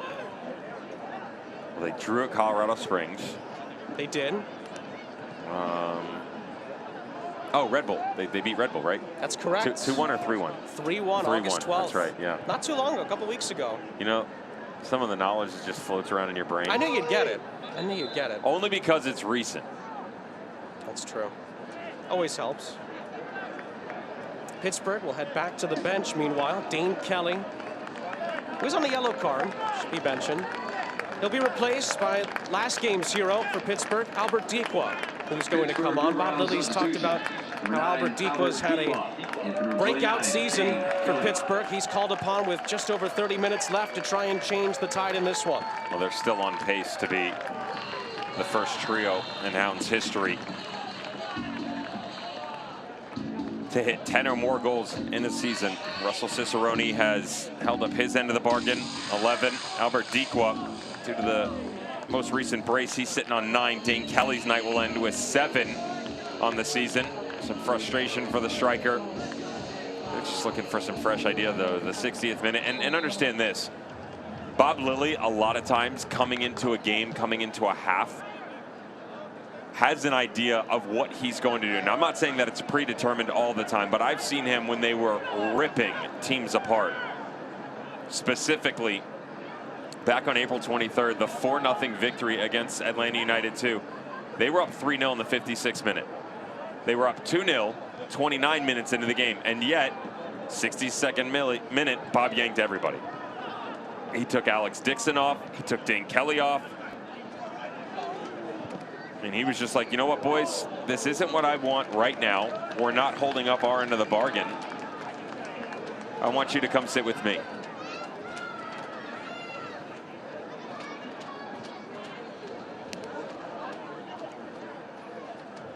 And they are just lacking a bit of quality going forward right now in the second half, right? I mean, this is, again, we harp on it because it is so important.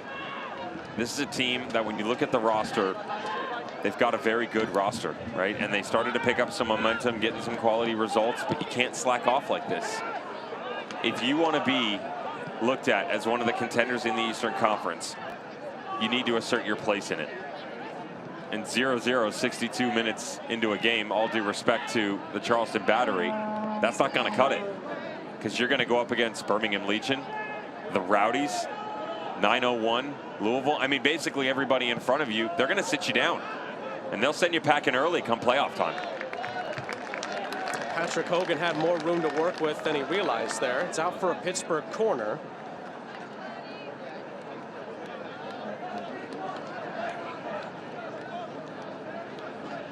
Pittsburgh have a corner. That discussion, by the way, between Bob Lilly and Dane Kelly is ongoing. Two great minds of the game. Forbes takes it short, miscued by Dixon. Might get a second chance to make something happen with it. Forbes, though, comes to help. And Forbes was in an offside position before he came back to retrieve it, ending the attack.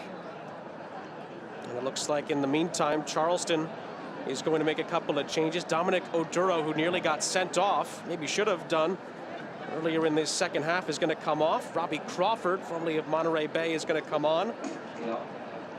And Avion Flanagan is also going to come on for the Battery. Made a move from FC Cincinnati to an MLS Next Pro earlier this season, where he really shined under Tyrone Marshall.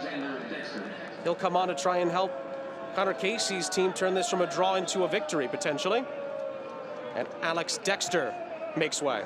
Well, that adds some speed as well, even though Alex Dexter can turn the game up in his own right.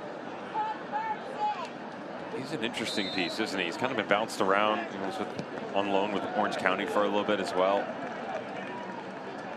Just trying to find a way to make his mark with any organization. And it's funny, you and I were talking about it pregame, how everybody has high praise about him and what talent, yet nobody's really ever said, okay, you know what, he's going to be our guy. There's a handball. Now they're calling it. Took a second. The free kick has been given for the handball. And Tyrone Marshall for FC Cincinnati 2 had high praise for Avion Flanagan early in the season. He was one of the best products they had at that second division level.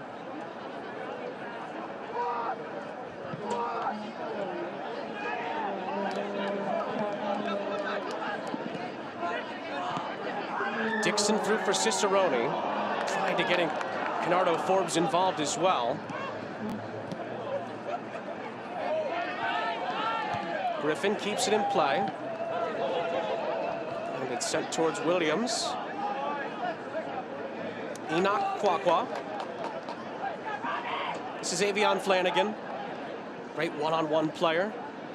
Booth helps him further along down the line. Wheat there defensively. Flanagan did keep that in play. And the referee's pointed for a goal kick in the end. Mike's Beer Bar is the official watch party location. The Pittsburgh Riverhounds SC. Come out to Mike's while the Hounds are away. Next watch party September 4th when the Hounds travel to take on Loudoun United, 7:30 p.m. Eastern. Meet me at Mike's. Meanwhile, Robbie Mertz in his second stint with Pittsburgh He's going to come on. And that is the end of the night for Toby Sims, who really fought through that knock he picked up earlier in this half. And then you called him a fan favorite earlier. And that loves this city, is a part of this city. Robbie Mertz tries to come on and make an impact himself. 4 goals, 8 assists this season for the midfielder. Was brought back from Atlanta United 2 earlier this season.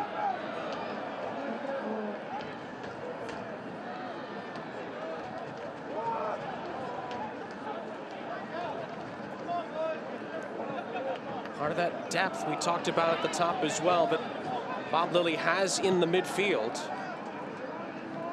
We now see Griffin, Forbes, and Mertz out there together.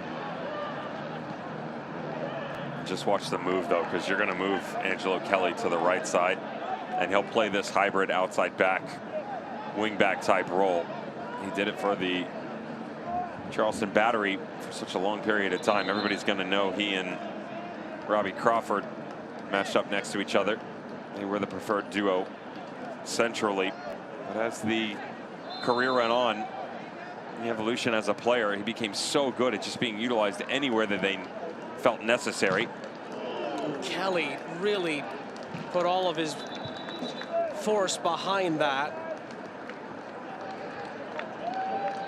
And I think that's Kwakwa who got the wind knocked out of him there. Needs a second. Oh, we'll take another look at it here. How low can you go? Oh, yeah. Okay. No dessert for you later. Breathe. We'll get through it together.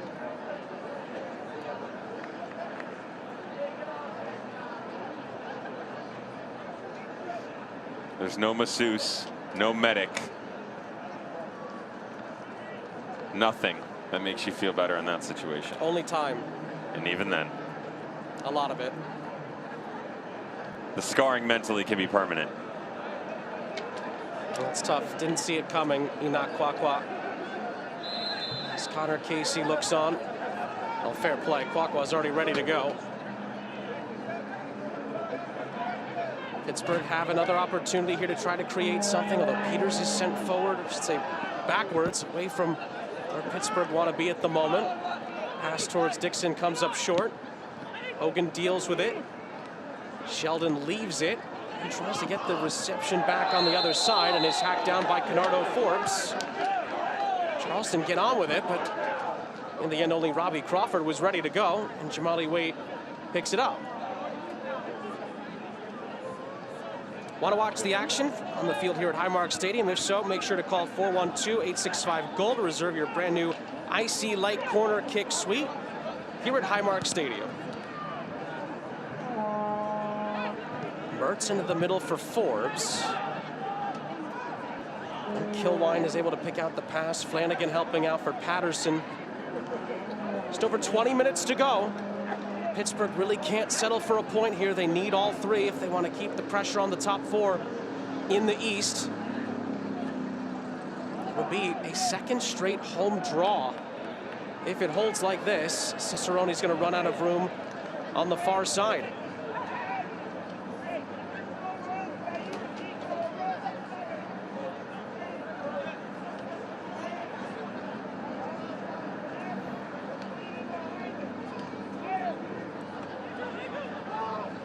As much as Charleston really haven't gotten the engine revved up here in this game, Pittsburgh have not quite done so either, although Peters picks the pass off and in the end strikes for a goal. And Kuzemka not going to have too much trouble with that, as that may be a little burst that Pittsburgh needs to restart the engine here.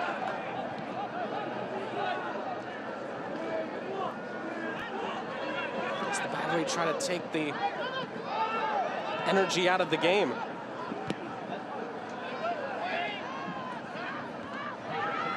Peters wins the header. Sheldon. Well, they get some help from Mauro Cicero. And then it's, well, missed by Patterson. Not sure how he did that. Would have been easier to control it, I think. And then Robbie Mertz is brought down. for a free kick for Pittsburgh. 20 minutes and change still to go of the 90.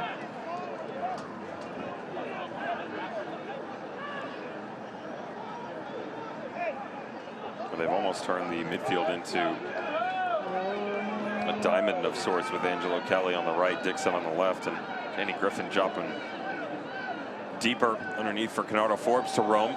That's what you can get away with when you got someone like Robbie Mertz in front of you, who you know can share the load as well. Mertz places this in. Wheats, who nearly scored from a very similar position at the other end in the first half, misses the target. How is it possible that every single time these are whipped in, there's just so much space? Again, this time it's Kilwine and Hogan. But Wheat, look at all the space available to him. Just over 6'3". You can't allow any player, but especially one of the center backs that you know is going to go vertical and be a threat in that manner.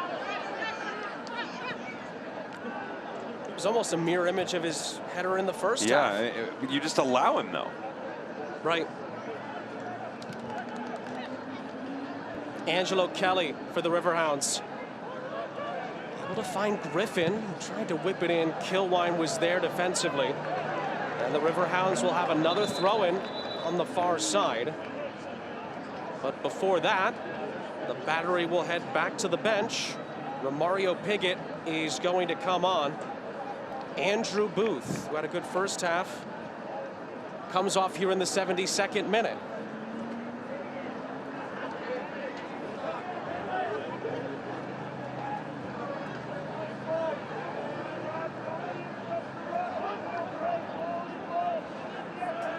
So the Panamanian comes on here for Charleston. Substitution, number 10, Romario Piggott, in for number 7, Andrew Booth.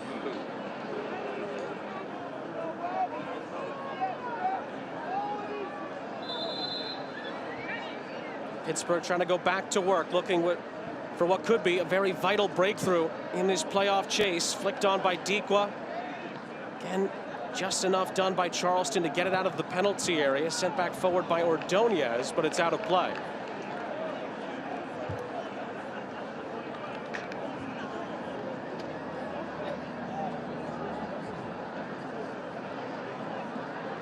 Still seems like flint and steel is required to get a spark going for the Riverhounds in this second half.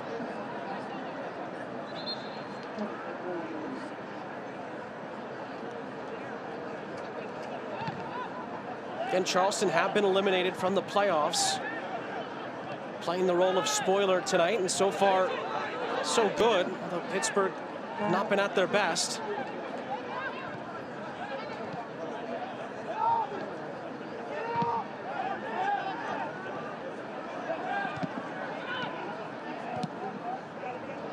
Sent forward for Sheldon to chase on this near side.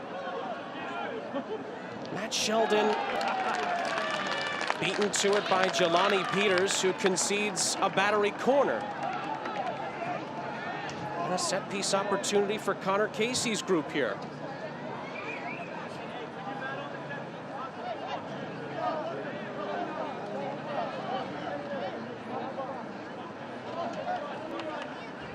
Crawford will stand over it.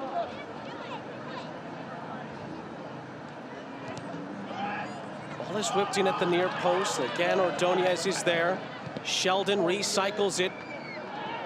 And it's just over everybody's head. Cicero was closest to it for the Battery. Couldn't really square it up. Play quick here, right? Like, why would you not want to put this down and immediately get back to action with the high line that the Battery have, the way that the game has gone over the last 10 minutes? I mean, there's no influx of emotion that says that you want to go win this thing.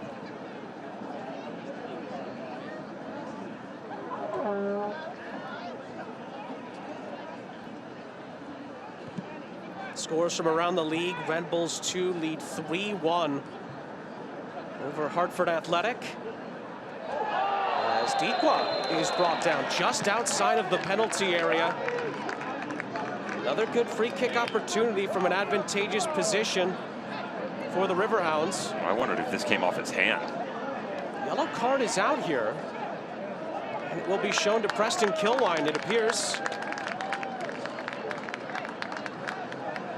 The way that he spins off of this, it looked like there was a possibility when this falls through. Nope, didn't catch his hand. Yes, it is a foul. I have to wonder, why is he heading it back in the first place? A yellow card has been issued. Charleston's number 23. What kind of opportunity this is for the marksman that the Riverhounds have on the field now. Robbie Mertz there. We saw Angelo Kelly hit one earlier. Of course, Kenardo Forbes. And Alex Dixon had that one just when he came on the bottom side. Almost the exact spot opposite end of the elbow. Look at King Kenny, though. If I'm him, I'm going right at the goalkeeper. Go the opposite direction, bring it to the back post. Dixon leaves it. Forbes takes it into the wall. Forbes again. Strikes the wall a second time. Dixon just loops it over for Wheat to chase. Williams is brought down. Charleston win a free kick. Like Forbes tried to bend it around the wall. Second time he just blasted it as hard as he could. Charleston deal with it. The wall does its job in the end.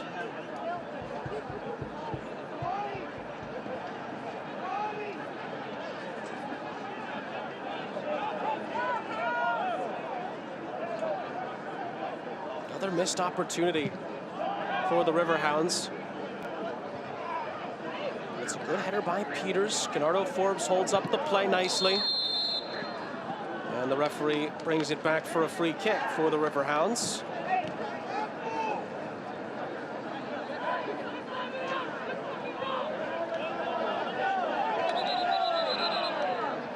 Griffin gets on with it.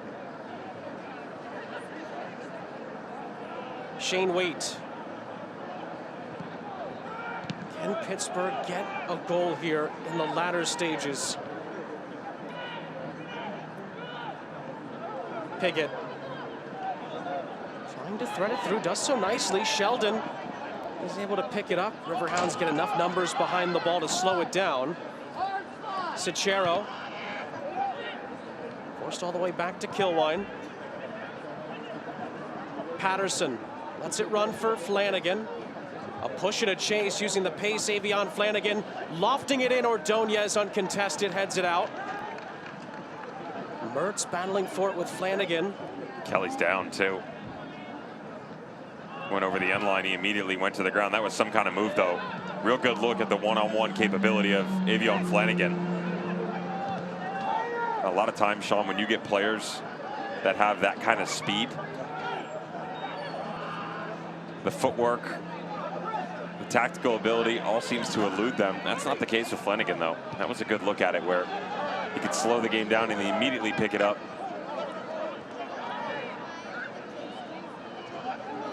Saw some brief frustration there from Kenardo Forbes. They couldn't really win the ball back high up the field. Piggott's touch allows Waite to pick it up. And as you mentioned, top left of your screen, Angelo Kelly is struggling here.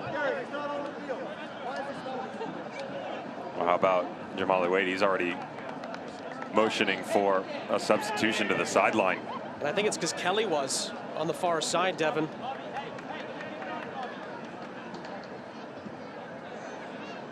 What an interesting year it's been for the goalkeeping position for the Riverhounds. Just so many separate options that, you know, Bob Lilly's, he's gone back and forth with two in previous years. You know, he's had one guy at the beginning and then changed. Never three, though. And yet, to start the year, Jamali Waite, Kevin Silva, and Chase Vosvik were neck and neck. And then they kind of went back and forth. It was Waite and Silva, and nobody really took the reins until recently. Jamali Waite back in the goal. And then guess what? Kevin Silva took over again. And the good news is overall, the team itself coming in, 9 clean sheets on the year. And has only conceded 31. It's not too shabby. Danny Rivera is going to come on for Angelo Kelly. But Angelo Kelly's all right, but for the time being, the Bogota Colombian native is going to come on and Try to make this a good last 10 minutes for Bob Lilly's group in search of what could be a priceless goal here in their push for the top 4 in a home playoff game come the end of the season. I wonder if he and Danny Rivera are going to switch. Alex Dixon, a little pinch over, see if he can bring him on the right-hand side as opposed to the matchup that he's had with Matt Sheldon. Matt Sheldon has come very deep recently to try and help out Patrick Hogan.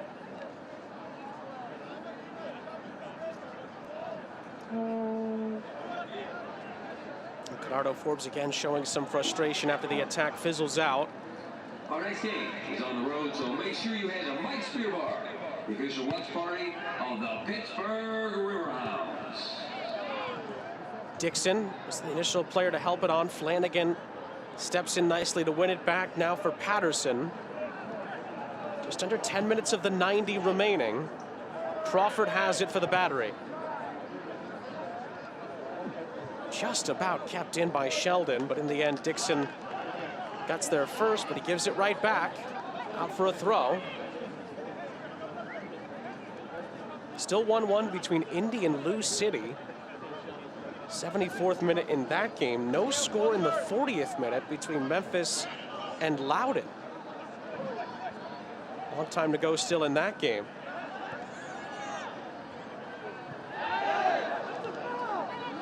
Referee, I think, is going to allow advantage to continue here, and then Cicerone is penalized. Cicero wins a free kick for Charleston. The next home game for the Riverhounds is Saturday, September 10th against Louisville City FC. Get your tickets. We've seen some frustration from Pittsburgh these last few minutes. Charleston gets a free kick here in a rather nice position. Crawford, good set piece taker. As Kelly gets a good hand from the supporters on this near side.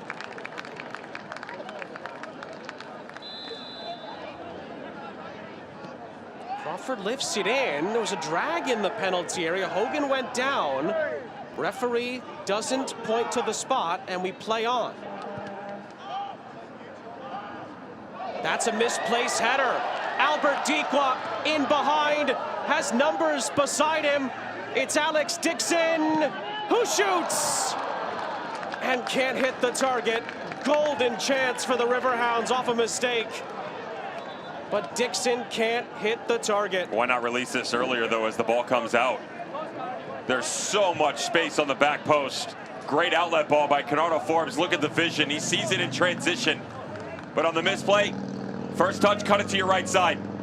Again, when you cut it back, you bring it over the left shoulder. It's got to be to the right shoulder. It's every single final decision that both of these teams have tried to make really throughout the entirety of the game has escaped them.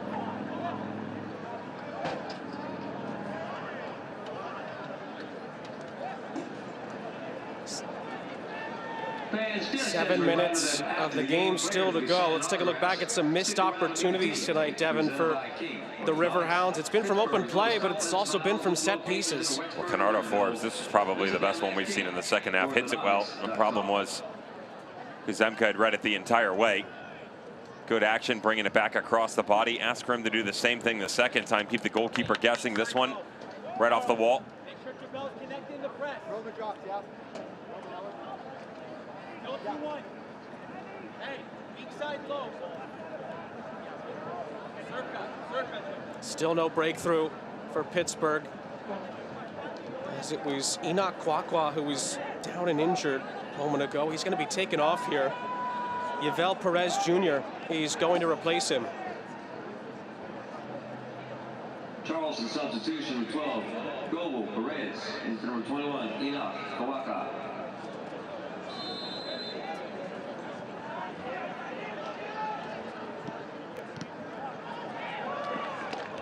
So the Cuban international will come on for Charleston. We'll see if the Battery can maybe steal the points here. There's still time. It could go either way. It feels like all three results still very possible. Can anyone step to the fore and make a big play happen? Rivera off the Forbes free kick. Charleston not going to let Pittsburgh take it quickly.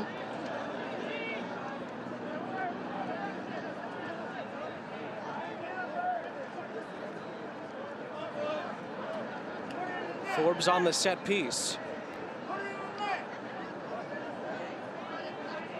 Riverhounds are going to need some late drama if they're going to get all 3 points. Flag is up. Even if that had materialized into a goal, it would not have counted. And the attack fizzles out as, well, now Arturo Ordonez is slow to continue here. Oh, how's that? Indy just took the lead over Lou City. Goodness me. 80th minute. Indy lead 2-1 against the Eastern Conference leaders. That is the result, my friends. 78th minute penalty from Stefano Pino. Still no score between Memphis and Loudoun. Getting towards the halftime mark in that game. Funny for Ben Pierman and company to think about. Very similar to the game going on here, it appears, at least by the scoreline.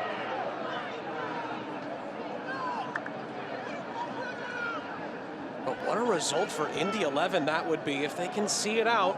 If.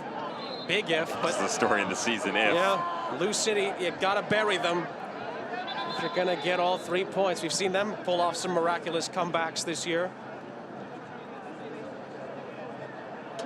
Can't watch the match? Turn on Sirius XM FC 157, North America's only 24/7 source for engaging soccer talk, including USL All Access, Tuesday night, 7 Eastern. Plus hear live matches from the USL, MLS, English Premier League, and more, all on Sirius XM FC 157 and the SXM app. Not telling you anything you don't know, Devin. Can always learn. Even if it is you. Well, I know about All Access. Come no, on now. I meant myself, obviously. Got some fun guests lined up. We'll have, we just had Claire Gavin, the new coach from FC Tulsa. We will have Mark Briggs from Sacramento Republic in our special edition US Open Cup preview. A couple ideas of some friends from Orlando City. Yes, we are going to share the stage with MLS. And who knows, maybe, just maybe, some of our new friends from the Jacksonville announcement will be joining us. Florida. That's what they call a tease in the biz, kids. Ah, now you're there. We love to see it. That ball too far in front of Avion Flanagan. And Pittsburgh are running out of time if they want to snatch all 3 points here. Charleston would be content, you would think, with a point. Certainly would have taken that if you'd asked Connor Casey before the game, I would assume, but it's still there. All 3 results you feel are still there for the taking. Still running low on time, but this could still go a number of ways here. Just about who's going to come to the fore and step up. Peters looking for Forbes. Forbes into the middle. Robbie Mertz picks it up. Forbes again. Tried to link up with Rivera. Couldn't find him in the penalty area. Another example of the disjointedness we've seen in the final third from Pittsburgh tonight.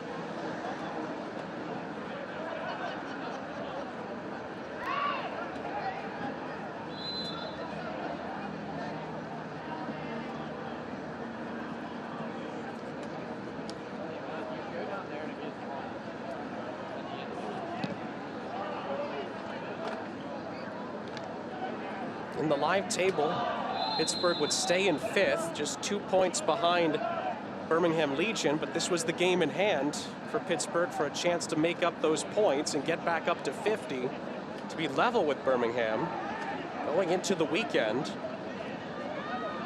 They would be 5 points clear of Miami. They're looking up and ahead of them. This would be a big missed opportunity for the Riverhounds to make up some ground.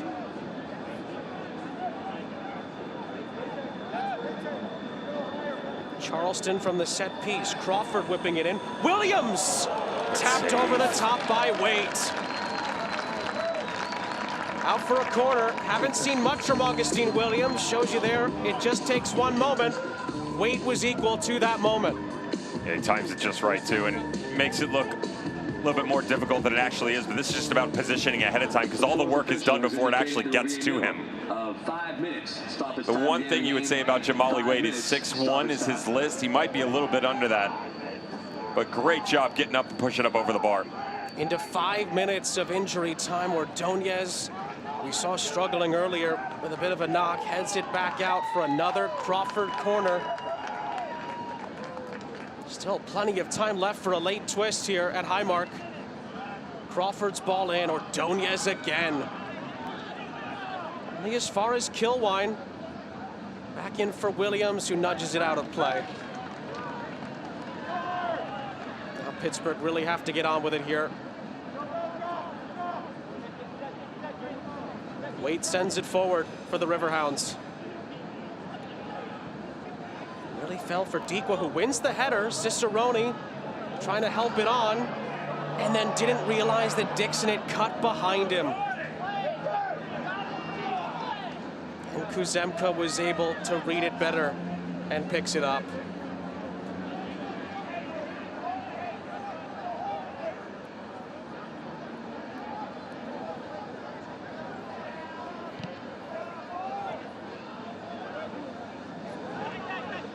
Cicero leaving it for Crawford. Dixon helping out. Griffin gets there before Sheldon. Charleston have a throw. This is right where the Battery want to be in injury time.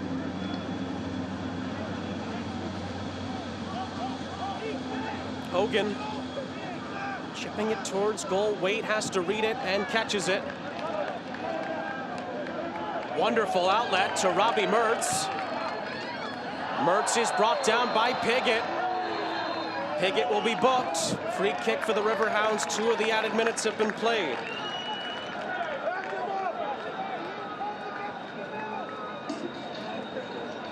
Very professional foul, if you will, just to slow down the counterattack, but it yields a set-piece opportunity.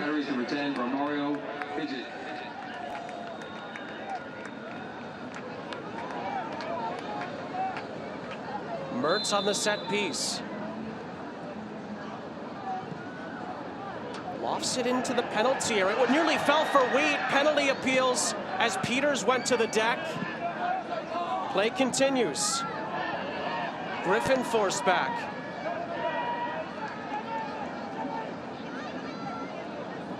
Not sure if there was enough there for the referee to point to the spot, but it's sent forward beautifully for Alex Dixon. Forbes is in the middle! And Dixon couldn't get it to him.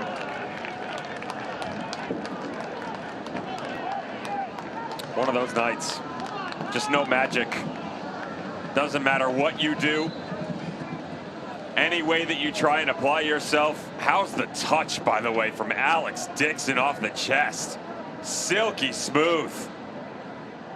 Told you that change would come where they would push him to the right side, try and get the ball in front of him more so he could attack on that right foot of his. That was everything you wanted outside of the ball hitting the back of the net. Another ball forward for Dequa to chase. Forbes is there with him. Leaves it for Ordonez. Rivera.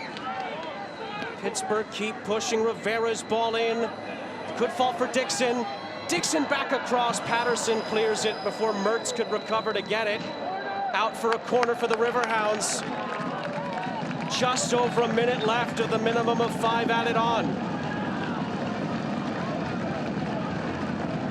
Bleachers starting to shake here at Highmark. Pittsburgh push again. In by Mertz.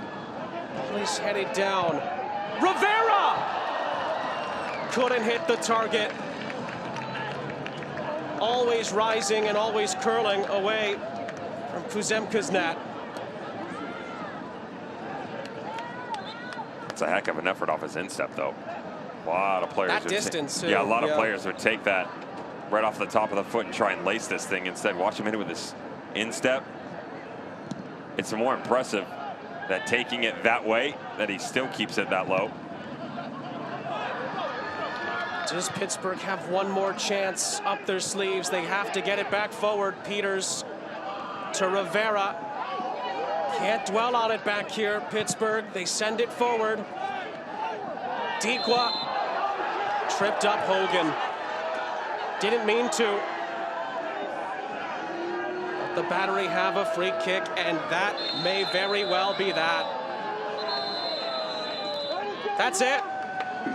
That is the last act, full time here at Highmark. 0-0 is the final. Honors even between these two great rivals. Charleston will certainly take it. Pittsburgh will feel it is another missed opportunity here at home. You go through the stretch of Red Bull 2, Atlanta United 2, and the Charleston Battery.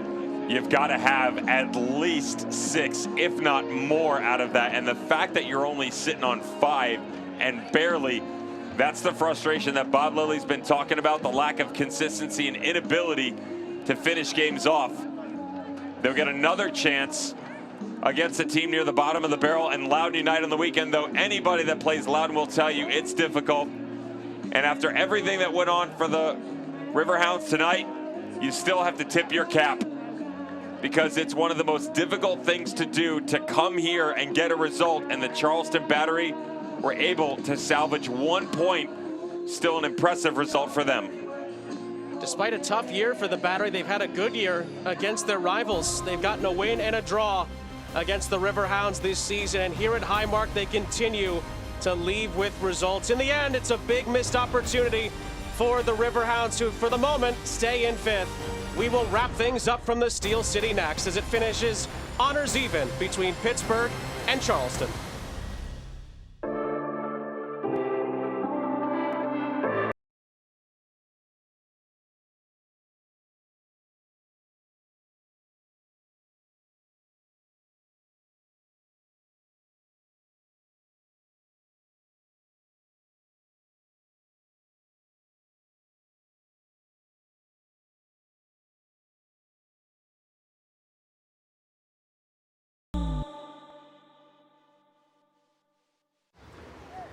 Feels good to be off the sidelines, doesn't it? Oh yeah, it does. That extra effort with AHN Sports Medicine got you back here. With every specialty set, custom training day, and personalized drill, you bettered your body. Now line it up. They don't see this move coming. Told ya. Go next level with AHN Sports Medicine.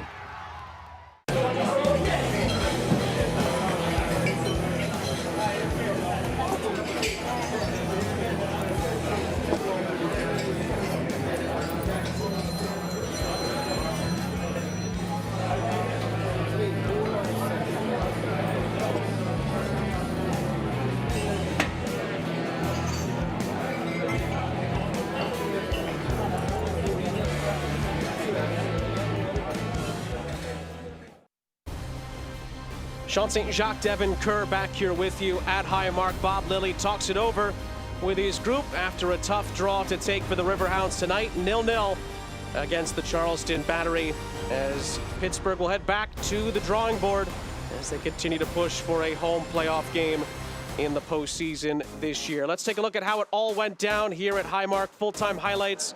39th minute, a huge goal line clearance from Arturo Ordonez. Some miscommunication on the back line that doesn't always occur for the Pittsburgh Riverhounds. Biasi tracking back, saw that he was left out to dry, but how good are you if you're Arturo Ordonez? Because a lot of guys in this situation would have tried to overcommit to the player and the ball coming back across. Instead, he trusts the system that's in front of him, gets defensive help, and off the deflection, sticks it up over the top. Set pieces galore in the second half. This one from Canardo Forbes. We saw Alex Dixon from a very similar situation about 10 yards to his left. Forbes would get another one, none of which would end up in a goal. And then watch this transitional move. Watch Forbes, always head up, always looking, peeking over the shoulder.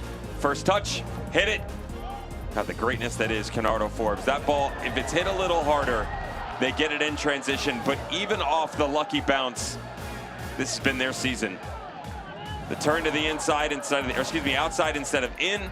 Ball's got to come quicker, never happens. Then you go to Dixon, and all of a sudden it's a trickle-down effect that doesn't give you a quality of opportunity. Right at the tail end of it, the Charleston battery, can he steal it? Jamali Waite says, absolutely not. Even at only 6'1", that's a pretty good impression of Dikembe Mutombo. Pittsburgh had one more shot at it, and in the end, they just missed the opportunity. Dixon nearly found Forbes. Square back across, and again, everything that you're seeing really is the tail of the tape, but between the two teams, expected goals just over 1. It's 1.06, that's combined. 19 shots in the game, 16 for the home team. It's just one of those ones where you come out and, you know, you didn't play that great last time out. You find a way to get a result. The game before that, you gave up points at the end against Red Bull 2, and you have a stalemate, right? You laid an egg.